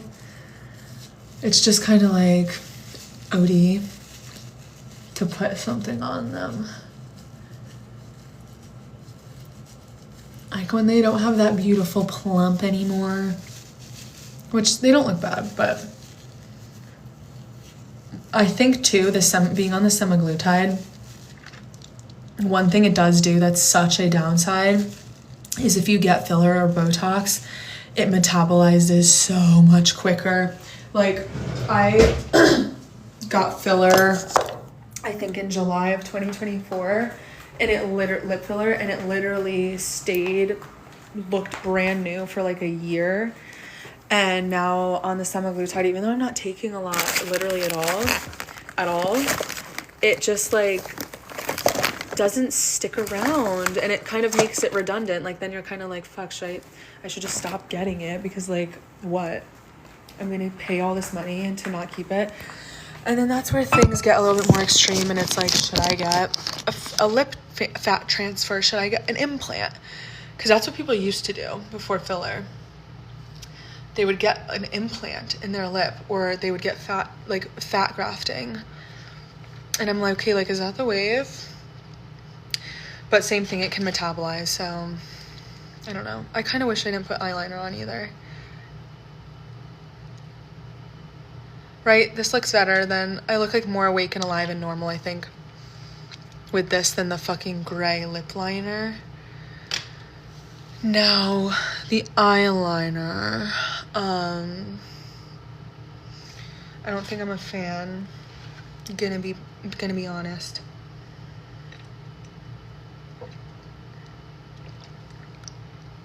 Ew. This is such cheap wine, and I can't complain because I bought it. Thank you. Taylor just asked me what my plan is. I don't know, because I feel like we're gonna leave.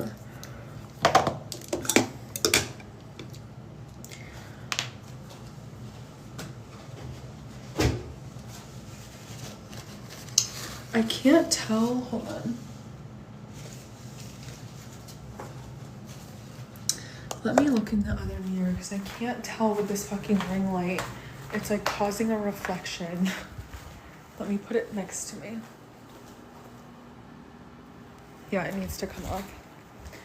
Okay, and then I need to text Taylor really quick while I'm out here.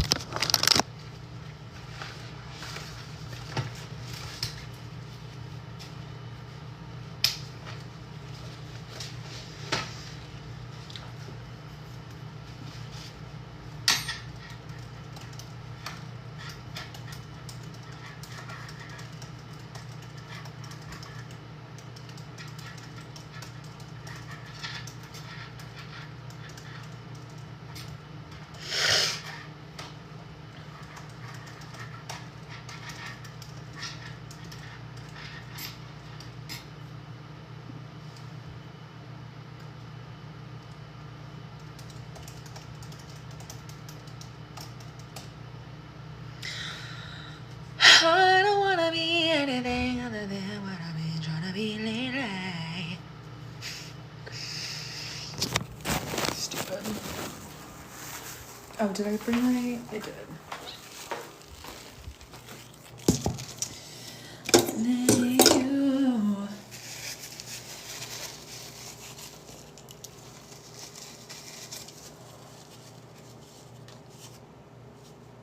Sorry guys, I'm not being very fun to watch at this moment.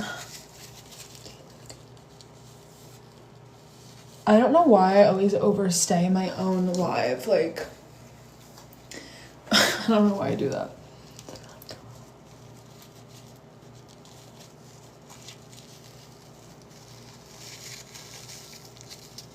And thank you, Melanie. I don't think I said thank you to you. To your kind message.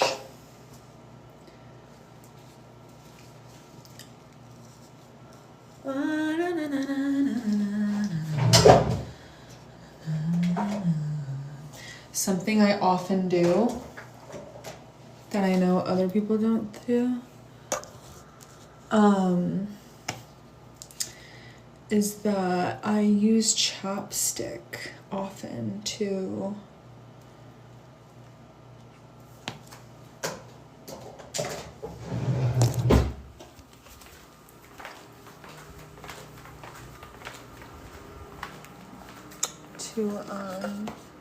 oh my god, can I speak? I use chapstick to take my eye makeup off. That's what I'm trying to say. Jesus. So I buy, hold on, I'll show you. I buy these in packs of 4. Oh my god, my nail. And I keep them everywhere. I keep one in my bag, one in the car, everywhere. I keep them at my friends' houses because I know I'm going to use them. And I use it for everything. I use it for chapstick. I use it for hand cream. I use it for cutting myself. I use it for moisturizer out of the shower. Like, I literally use it for everything in a mobile sense when I can't carry everything around with me and I'm like at someone else's house or something. Because one thing about me is I literally live at my friends' houses, especially lately.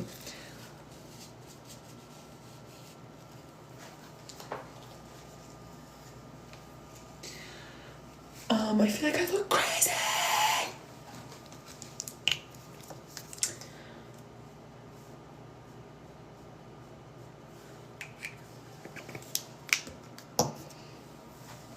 Okay.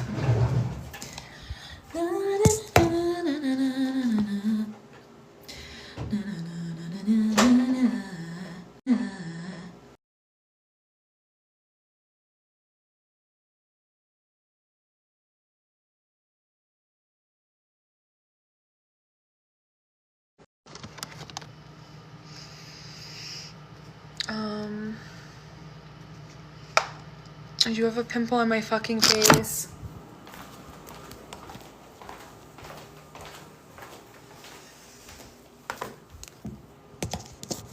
Why do you guys, like, I don't understand the appeal when I'm like acting the way I'm acting right now, when I like run out of words.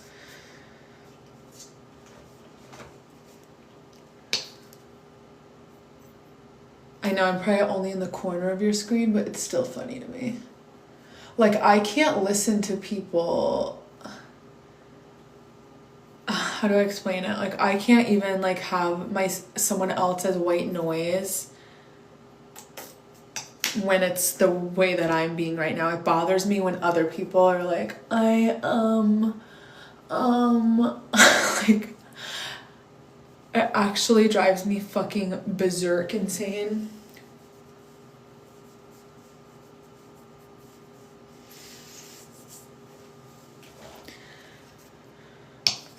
Okay, good. That makes me feel better. Okay, so when you say you're getting ready for bed, like, not to be creepy, tell me what that looks like. Like, do you have a nighttime routine? I'm trying to think, like, when I get ready for bed, when I get home, it starts with anywhere. It starts with ripping my makeup off and getting the fuck changed. I'm a big, like,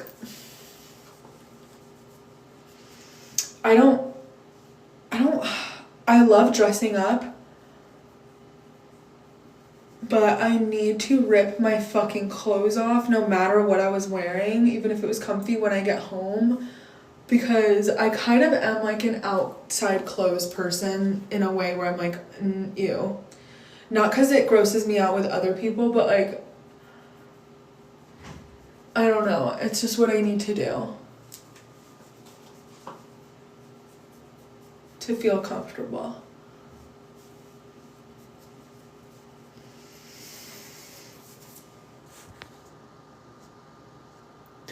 Oh my god, tell me about the braces, because I low-key want them. I feel, okay, this was my sequence of events. I met a guy here in Tampa that does Invisalign sales, and in my head I'm like, Invisalign, like, that's so far away from my reality. Like, I obviously know what Invisalign is, but like, I'm like, oh yeah, Invisalign is for people that need braces. Like, and in my head, people that need braces have like genuinely very out of place teeth. And then I was like joking, and he was like, he FaceTimed me, and he was like this, and he was like, you could do with some, and he was like joking because he's a salesman for it. But I was like, wait, do I actually need it? And he was like, no, you don't need it, but like, it benefits pretty much anyone that doesn't have like picture perfect teeth. And I'm big on like orthopedic stuff. Like, I care about my jawline and my face shape and stuff. I do care about my teeth, but in my head I've always been like, oh, maybe I want composite bonding. Maybe that's what I'm looking for. And I didn't realize what you could do with Invisalign. So then I start looking it up on TikTok, and I'm like, oh damn, people are fucking, this is like a whole corner of beauty that I didn't even know about. And then I was seeing mixed reviews though of people liking it and not liking it. And a lot of what I saw was comments of people saying, listen, just get braces. Like, just get braces. Put up with it for a year. Like, you will get braces once and look incredible, rather than the journey that is supposedly Invisalign being like very annoying. Which is like just so interesting to me, and both heavily scare me, because I know that they like really impact, God, I feel like a quick shit. Sorry, I needed to look at it without the light. Really impact your looks, and that it's definitely a journey in either direction. But Invisalign feels like a brace. Yeah, see, fuck that. Oh my god, I have heard that it hurts really bad. The first like installation, I guess. And you have to, it seems like you have to have you have to pick the right doctor for it, like that it's messy, and that you have to go so much, well, I guess you have to do that braces too, like so many in and outs. But when I have the money or the insurance, I would love to explore. Teeth are very, I don't think so much now. I think people are catching a hold of it. But teeth are such a large part of like looking good. What did my friend just, a large part of like looking good.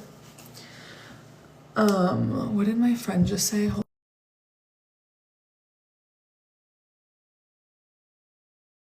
don't know what he's saying. Okay.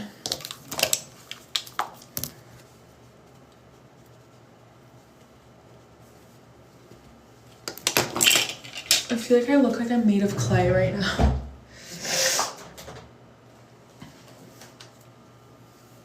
Nice. Wait, what are you doing for your job? If you don't mind me asking, I'm curious. I'm literally, with every layer of makeup I add, I'm making myself look worse.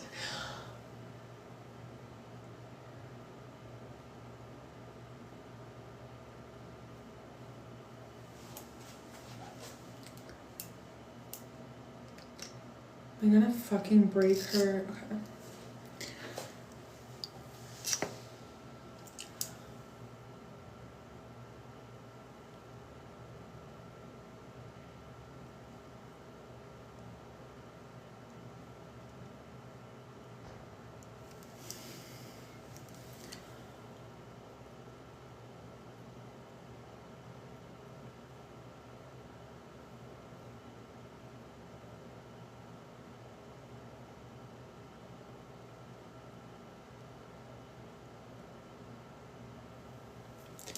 Damn, this mascara is shitty. And I feel like she looks so good when she uses it. I don't know how this looks good on her. Very cool. I was literally looking into getting a, is it a jewelry license? A gems license or something like that?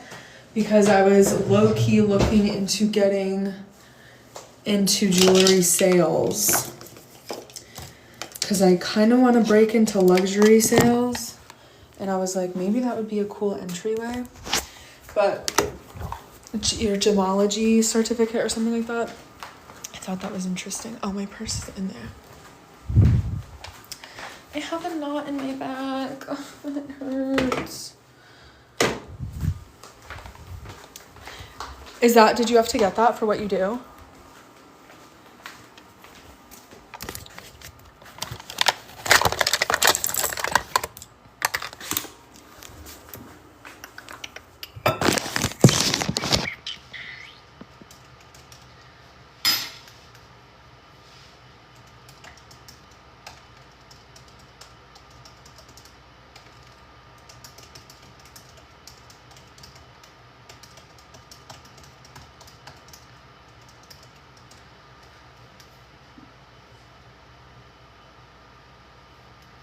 I don't wanna be anything other than what I've been trying to be lately.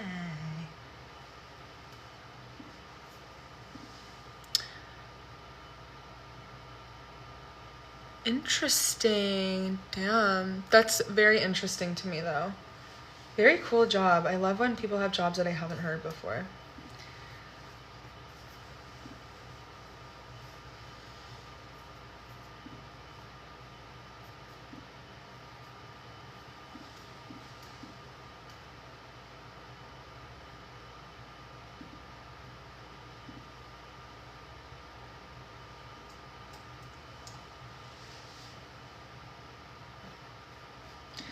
Guys, I hate when I don't want to drive there.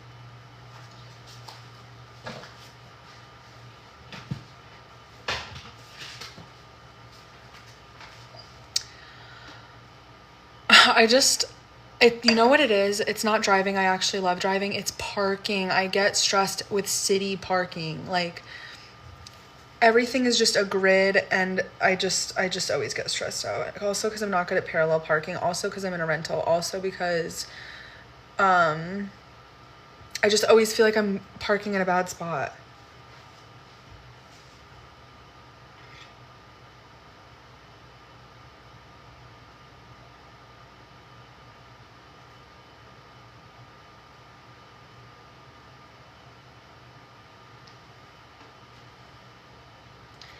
I don't wanna be anything.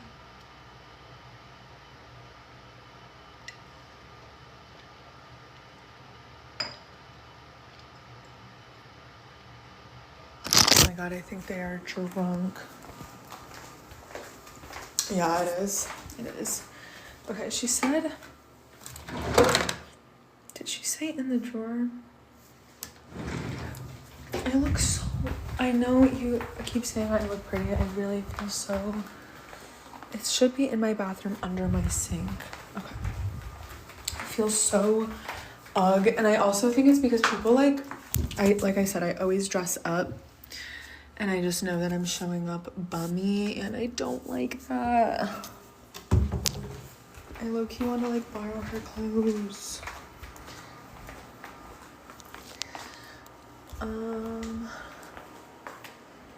Where's my... Okay.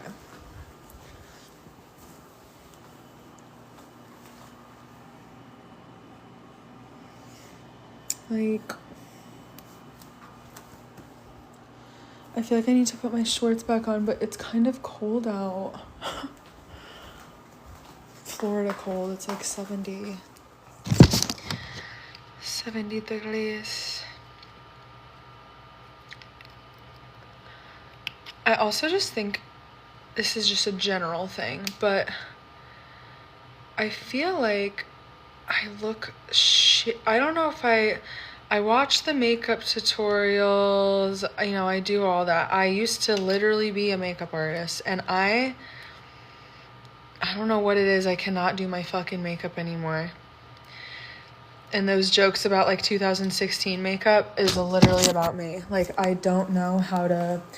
Obviously, I know how to do different kinds of makeup. I just feel like I have a face that it like doesn't work on. I don't know. And that's kind of why I want my eyelid surgery, because I feel like it's because I have hooded eyes. I can't really do much without it all kind of looking the same. Like, clean girl makeup on me is just not wearing makeup. Like, it doesn't... Clean girl makeup doesn't... I don't know. I don't know how to explain it. Okay, I wanna borrow one of her sweatshirts, but before I do... Bro. Okay, now I think I'm not gonna go, because she just said we'll probably leave in the next 30.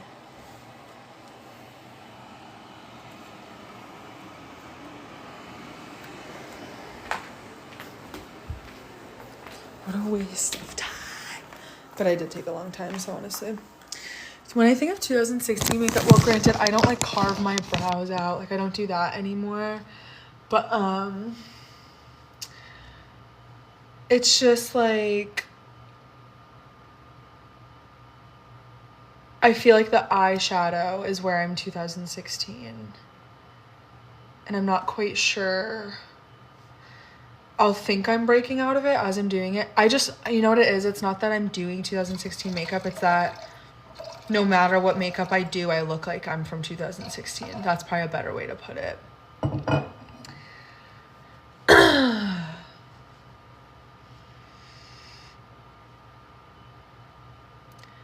Like, listen, when you have hooded eyes, it doesn't fucking matter what you like, because you can't see it. You literally can't see it.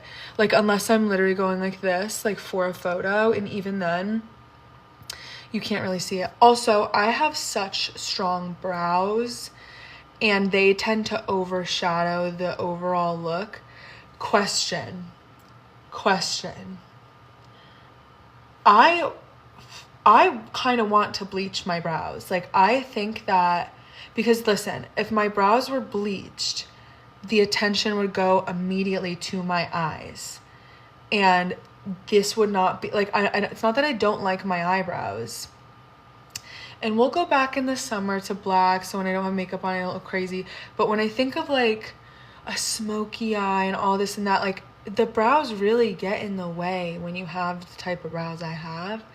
And I'm like, what if I were to just, like, I look crazy, right? Let your brain, here, let me do this. Let your brain get used to it. But think of like that Gabriette girl and then the girl that tries to look like Gabriette. Like, really imagine, like, get used to this being probably not exactly my, I don't know, maybe my skin tone color, because I also self-tan a lot. But like, I think, I know, but when they're thin, they're so annoying maintenance-wise. And they kind of make me look like I did when I was low income. That's like the best way I can describe it. I guess I could go crazy and do like such a thin brow up here. Like take the bottom half off so that it's raised more. I could go crazy and do like, hold on, maybe we'll try to, like I could do with this. I'm trying to make it look, try to like blur your eyes and see it. I don't know. Like bleaching, I have bleached them before and I have lightened them before. Them being lightened just looked off, like it just looked uncanny. It's kind of like the blonde that Ariana Grande has for Wicked. Like it looked like I dyed them and like didn't look right. But the best thing about dyeing them is that I can, thankfully, because my hair is black, there's no issue in just dyeing them black again. Like I can literally within 30 minutes have blonde brows and then black brows again. But I don't know, I just kind of want like a new look, and I'm okay with it being a little freaky because I'm starting to like not care. But I am a very expressive person too, and I wonder what it would look like to not have the... However, I do think too, when you have a very bold look, you do reach fame quicker because people are like, this bitch has a freaky little look, you know?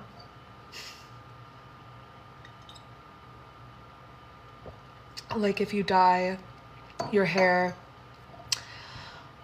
like I used to have hot pink hair and I kind of want to do that again. I can't right now because my hair is so damaged already, but I would do that again. Granted, maybe I'm aging out of doing that, but I would do it again.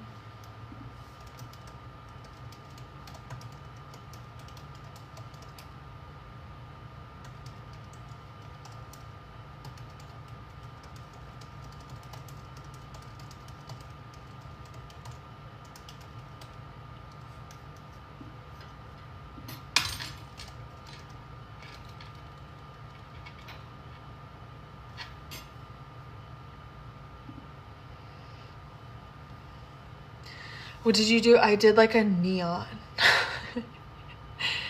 Like it was Lava Girl. It was it was splat. I think I did splat hot pink, and then I did is it called Vivid Colors or like Manic Panic? I did Manic Panic. That was during COVID. And you want to know something funny that's not funny, but he would laugh at it, is that my friend, one of my childhood friends, got shot in the head by another childhood friend right at the beginning of COVID. This guy was like on a 3-day rampage and it ended with him murdering my friend. And I was like dyeing my hair hot pink within that 24 hours. And, oh, Sabrina, you should know this.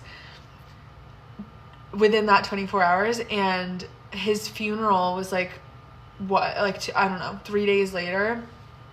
Such a disorienting time. And not only was I so ugly during COVID, something really devastating has happened, and we're also collectively amidst what is like a lot of general confusion and devastation and anxiety. And I had to go to this motherfucking funeral with like debuting hot pink hair, and I wanted to shave my head. Like, it was just not the appropriate time to like go into a new era. Like, I literally was so, I feel like I was like this the whole time, like grabbing my hair. Not that anyone gave a shit, no one did. It obviously wasn't about that, but like I was just so, anyone who's like done a crazy transformation like that knows that you feel fucking naked and like vulnerable. And I just associate that pink hair so much with a time of just chaos, instability, confusion, devastation, being straight up lost in my personal life too. Like, just, bro, fuck 2020. I hated that year. I hated 2020. I hated 2021. I hated 2022.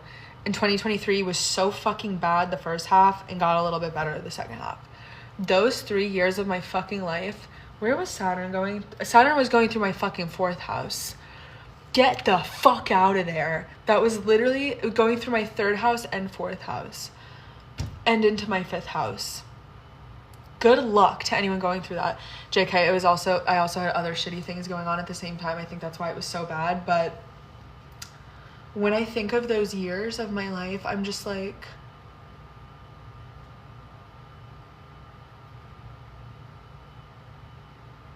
it was a different time. I was suicide hall. Like, for real. Oh, crazy times. I can share I have another dark anecdote. I'm like talking to myself at this point. Maybe it's good therapy. My other dark anecdote is that, I don't know if I should say this on the internet. My tits look bigger than they are from this angle. They're so tiny. They look low and hanging. Don't give a fuck because they look a little bigger. Yeah, thankfully 2024, thank fucking God, picked up for me. But everything before that was so bad. Wait, what was I just gonna say? Oh, so I was in a very abusive relationship, and in 2022, the dark era, that was my rock bottom was 2022. I got to a point, first of all, I am not a self-harmer. Like, when I was younger, I wanted to be a self-harmer because, like, it was like, you know, no one should be themselves, but people who were like edgy and got more attention and like were emo, right? Like, I was never the person who genuinely in my heart and soul was doing that, but like also was sick in the head for wanting to be that way for attention. Like, clearly something was still very wrong within me if you feel like you need to do that. And so I've never been that way. There was one instance when I was really young where I was doing something for my mom's attention, which again is very sick and ill, but I like knew I wasn't really committing to it. It was like for the bit to get my mom's attention. Anyways, in 2022, I got to such that I allowed this person, we're in a better place now, we grow, we learn. I allowed my ex-boyfriend to drive me up the wall to such insanity and low self-worth that I got to a point where I can say it with a smile on my face now, thankfully. I was literally like hitting myself in the head, like actually harming myself, like bumps on my head from hitting myself hard as fuck, and like trying to like literally break my own neck. Like, I was in such a bad place. And there was like and this is also too, I didn't know I had PMDD yet, so when I would get into that bad phase while also being in an abusive relationship, bad mix, okay, not good. And I couldn't go anywhere because I couldn't drive, so I was like bound to this person. And my mom also kicked me out and wouldn't let me back in the house. So I hit a breaking point where I was like, I do not have a will to live. Like, literally, I can't leave. I'm stuck with this person. I hate my big fat chungus life. I hate myself. How did I get here? My mom hates me. Literally, I should just end it. Like, literally, what am I gonna, how do I get the fuck out of this situation? And so I was like, I'm just gonna, so I literally went to, there was train tracks near my ex-boyfriend's grandmother's house, and we were there that weekend, or week, whatever. And I went to the train tracks, and I was really sitting with myself, and I was like, Kayla, are you the type of person to do something like this? Like, I think you know, like, me talking to myself, I'm like, I think you know deep down, like, you're not the type of person to do something like this. Like, are we sure we've stressed all of our options here? Like, I was just really trying to, like, I couldn't tell if I really wanted to do it or if things had just got that bad that made me think I want to do something. So I called this hotline, and when I tell you, like, God has a sense of humor, I called that motherfucking hotline and that shit was busy. And I remember someone literally saying that they, like, didn't have time to talk to me. And that alone did more for me than talking to anyone could have. Like, I remember literally hanging my phone up and laughing and being like, life is such a joke. Like, no fucking way. Because everyone tells you, oh, you know, do this, call this number, da, da, da, da. I'm like, what really goes on over here? Beep, boop, boop, boop, boop, boop, boop. I'm like, okay, got it. Thanks, girl. And that, I don't know if it's because I'm, like, a sick person, but, like, that snapped me out of it. Because I was like, what the fuck am I doing? Why am I over here? Why am I on the phone right now? And lo and behold, she's still here. Can't get rid of me. But crazy times, those few years. So now I'm like, damn, when Saturn goes through my fucking, when he takes that route again in 27 years, I hope I'm a little more stable than I was at the time. Vedic astrology, like anyone who I think is getting to know any sort of astrology, I understand it selfishly through my own placements. Like, I know my nakshatras, but I'm not well versed enough. I've looked at my D9 chart, like things like that. I'm not very big. Like, I wouldn't be able to. I know the nakshatras in terms of the signs, like in correlation to tropical astrology. I don't quite fully understand, like, D1, D2, D3. I need to get a better understanding of those, where, like, I don't know if I would be able to accurately read. I'm sure it's applicable in the same way, but I would not feel comfortable charging for Vedic astrology, to be clear, right now. But I do wish to, because I do think Vedic astrology is more cutthroat and, like, serious and real. And I kind of want to deliver that intensity of readings, because I feel like I'm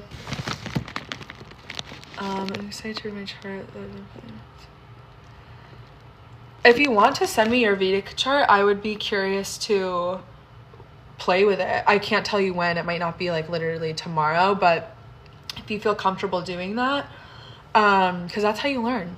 That's how you learn, is just experimenting through other people's charts. So I'd be down if you want to send it to me. My email is kmoneyenterprises@gmail.com. You can send it to that one.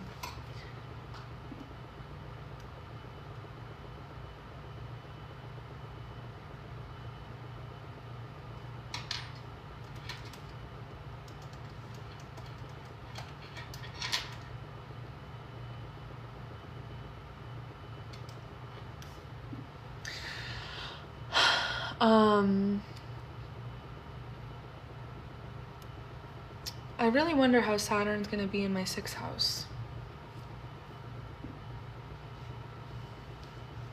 Shut up. Someone's name on Twitter that just liked something of mine's name is Bent Neck Lady. And that's from Haunting of Hill House, and I fucking love Haunting of Hill House. Like, that's one of my all-time favorite comfort shows. And funnily enough, I read for someone one day, and I don't know if anyone watches that show. Like, I fucking love that show. But I read for someone one day, and she was like, sent me a really long email. Because I was like, I feel like you're very gothic. I feel like you're very creative. Like, I feel like you probably do something in, like, entertainment. Tell me that this woman sent me such a long email. She said, I was such a skeptic. Everything you said was right. I just sent, like, 3 other people to you. She was like, I actually wrote and produced the show Haunting of Hill House. I'm not sure if you've ever heard of it. I was like, fucking excuse me? Like, that is my fucking... one of my favorite shows, bitch. I had no idea until after. She didn't tell me until afterwards. But I was like, oh my motherfucking God, you are like a genius to me. She did Bly Manor too. And I was like, damn. You have saved me without realizing it. Like, that's so funny. Haunting of Hill House, that was a show I watched during a very dark time in my life, and it literally it's my comfort show because of that. Ow, fuck, my shoulder is so bad.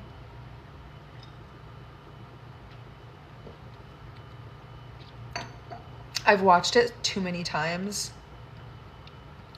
Like, and somehow still, like, don't fully remember. I really like when shows do that thing where they explore, like, they have a group of people and they explore each person individually per episode. Like, I really love when shows do that, and I think that's why I liked it so much. Because I was, like, less concerned about the overall story and more about, why am I getting scared?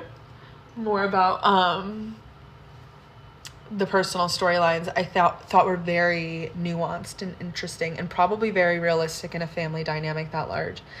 I tried to watch Nosferatu, and it didn't bite me the way I thought it would. Like, I liked the lore and the graphics and the vibe and the essence and the message around it. But when I was watching it, and granted, I didn't see it in theaters, so maybe that's why, but it wasn't, like, as compelling to me as I wished it had been. But sometimes, I don't know, I can also be very bad with movies. Like, if it doesn't grab me immediately, it's very hard for me to watch. Like, unless someone else is literally forcing me and they're like, Kayla, fucking watch it. Like, you have to watch it because it's important to me. Then I'll sit and watch something. Like, for example, I've never seen The Hunger Games. Not really had any interest in watching it ever. And Taylor fucking made me watch it this past weekend. I don't like when that goes off. It scares me. I feel like it's talking to me. But she made me watch Hunger Games, and I liked it. But I also think too, like, I don't know, what movies do I really like? Whenever that question comes up, I, like, forget every movie I've ever seen in my life. I liked Gone Girl, but that's, like, so cliche. I liked,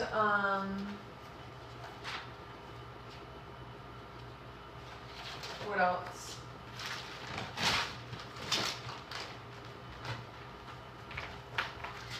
Gone Girl.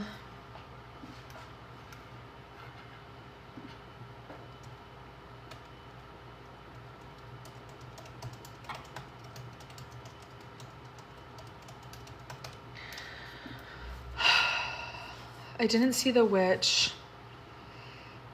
Why can't I think of any fucking movie ever right now? I just watched Blink Twice the other day.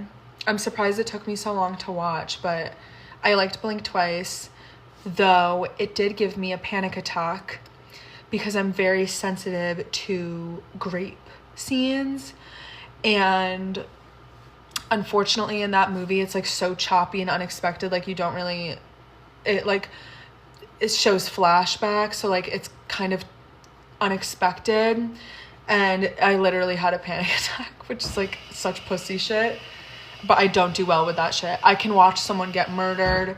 I can do gore. I cannot do the R word.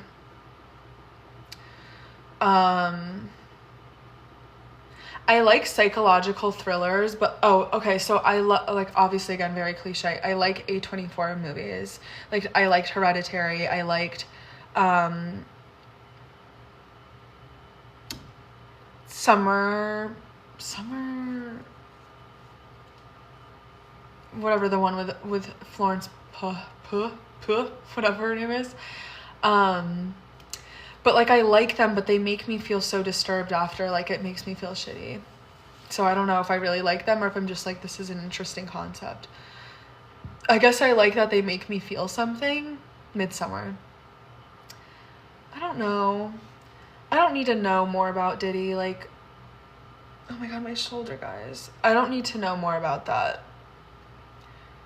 Like, I think things like that are for people that like really are like, yeah, I don't believe it. I liked his music. Where it's like, bro, like, I know what he did, and it didn't take much for me to believe it. And you know what? One thing about me, I don't trust documentaries. Like, there's always an agenda with a documentary, and I think that makes me, even when I agree with the message, skeptical by default of documentaries. I did see, so I am interested in the Tupac stuff because I tweeted a lot about that stuff back in 2023 because he had, how do I explain this? There was like a full circle moment from when Tupac died, what was it, 96, 97, that had just come full circle with Diddy's nodal return, like this year or last year. And I'm like, see, this is the thing though, 50 Cent, like, well, okay, 1, 50 Cent produced it. 2, 50 Cent, like, he also has some, I don't trust men. And 50 Cent, there's a whole thing with 50 Cent that, what the fuck was it? Where he like, hold on, because I don't want to misspeak, but it's something like he tried to like burn his like girlfriend or ex-wife's house down or something like that. Hold on, because I'm gonna get all this wrong, and this is so annoying because when you search things on Twitter, it just doesn't come up anymore.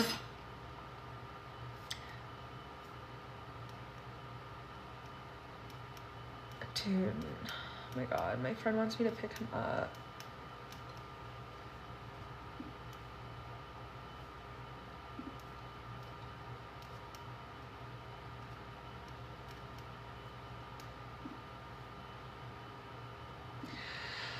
I hate picking up men. It makes me feel like their mom.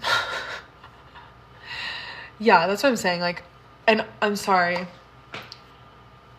When people are too loud about something like that, when men are too loud about something like that, because this is the thing. I don't think any of us believe that 50 Cent is a domestic abuse advocate for women who think that women deserve respect and to be safe. Like, he's anti-Diddy. He's not pro-women. 50 Cent is not pro-women. Knows that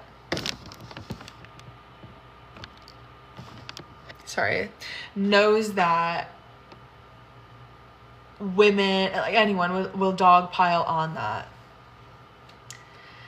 And I think both in real life, like in my personal life and public life, whenever men throw another man under the bus like that, it makes it a lot easier to be like, look how bad this thing was. So then if their smaller thing comes out, it's like, well, I'm not as bad as that guy.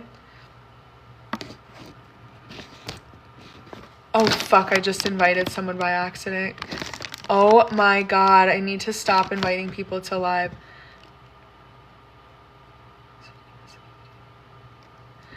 Yeah, like, it's never about protecting women and children. It's never about protecting women and children.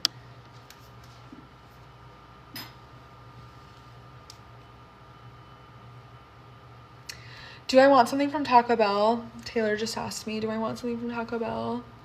I kind of want to have taco.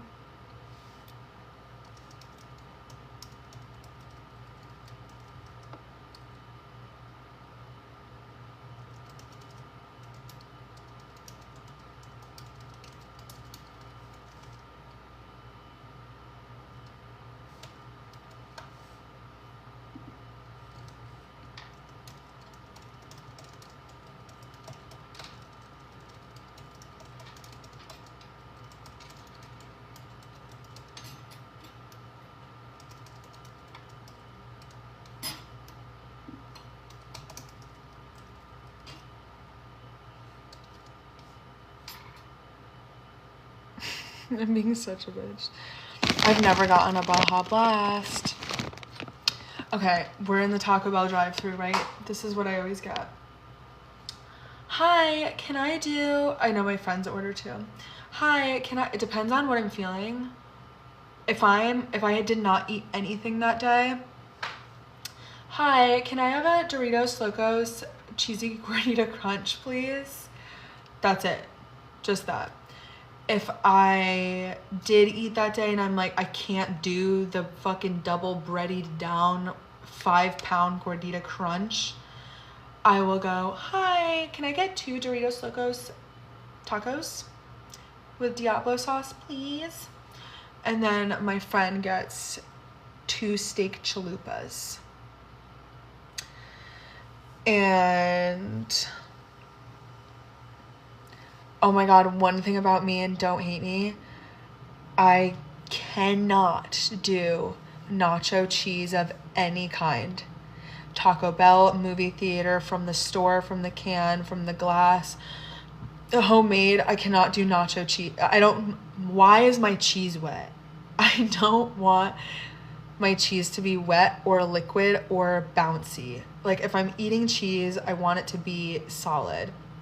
And I know that that's crazy. I can't think of anything. I'm such a bitch, I'm sorry. My friend just said it's a man, said any chance you'd scoop, and I just went, oh! And he's like, never mind, someone else is premiums. Sorry.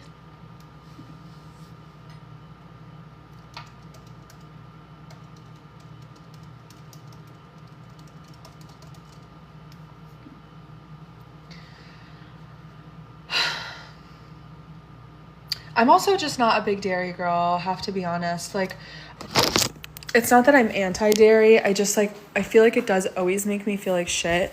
Not in the way where I know people are, like, lactose intolerant and they shit themselves. Thankfully, that doesn't happen to me. But it makes me feel, like, bloated and, like, acne-ish and gross. Like, it definitely makes me break out.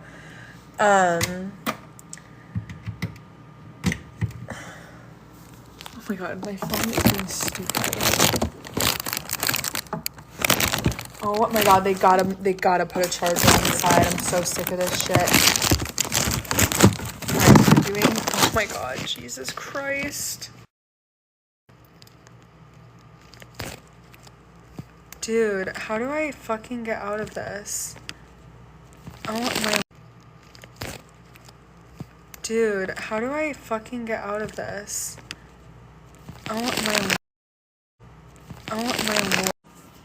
I literally just went, please, please, please, please, please get Diablo sauce. Oh my god, I'm gonna knock this fucking bottle over. Okay, so I'm not going to the bar anymore. Which is great, because I didn't really want to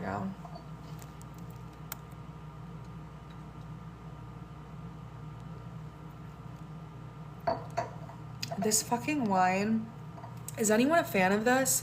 Okay, it's not bad. I'm just very... I don't know. To me, alcohol is alcohol. Like, it all kind of tastes bad. One good thing about wine, though, is that the more you're drinking it, the less you care. Like, which I guess that's all alcohol, but these days, liquor... like, these days, shots... I feel like I'm fucking 90. I can't do it anymore. I don't drink at all. I don't think it tastes good. It doesn't. And I'm so sick of people acting like it does. I guess the only time, I'll never say alcohol tastes good, but there's definitely times when I'm like, oh, this is smoother than something else. But people who are like, I drink the gin for taste. Shut the fuck up. Shut the fuck up. This is crazy.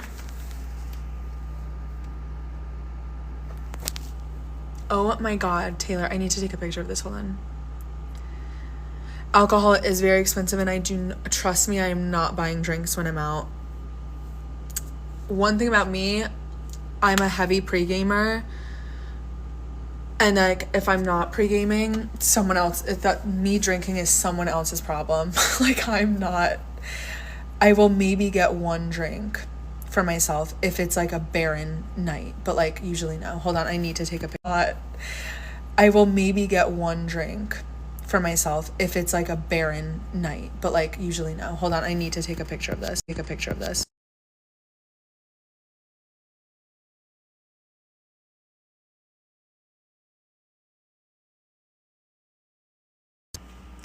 I can't. Okay, I'm gonna put my shorts back on, I believe.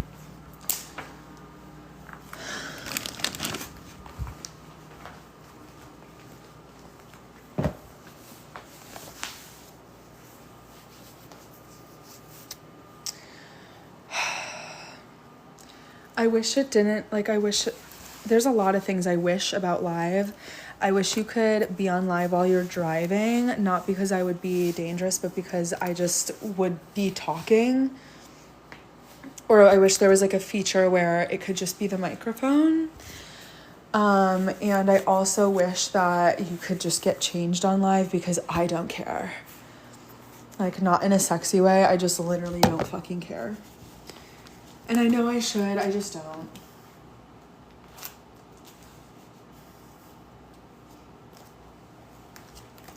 I know I should, I just don't. Okay, I think I'm gonna go, girlies. I think I'm gonna skedad.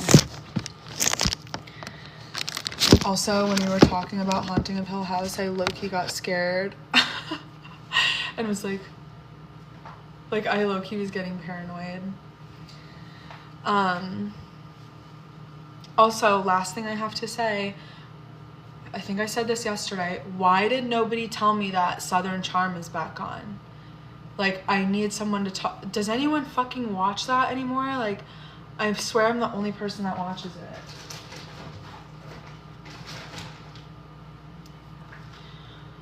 But I hope you guys have a wonderful evening. Thanks for getting ready with me to not go out.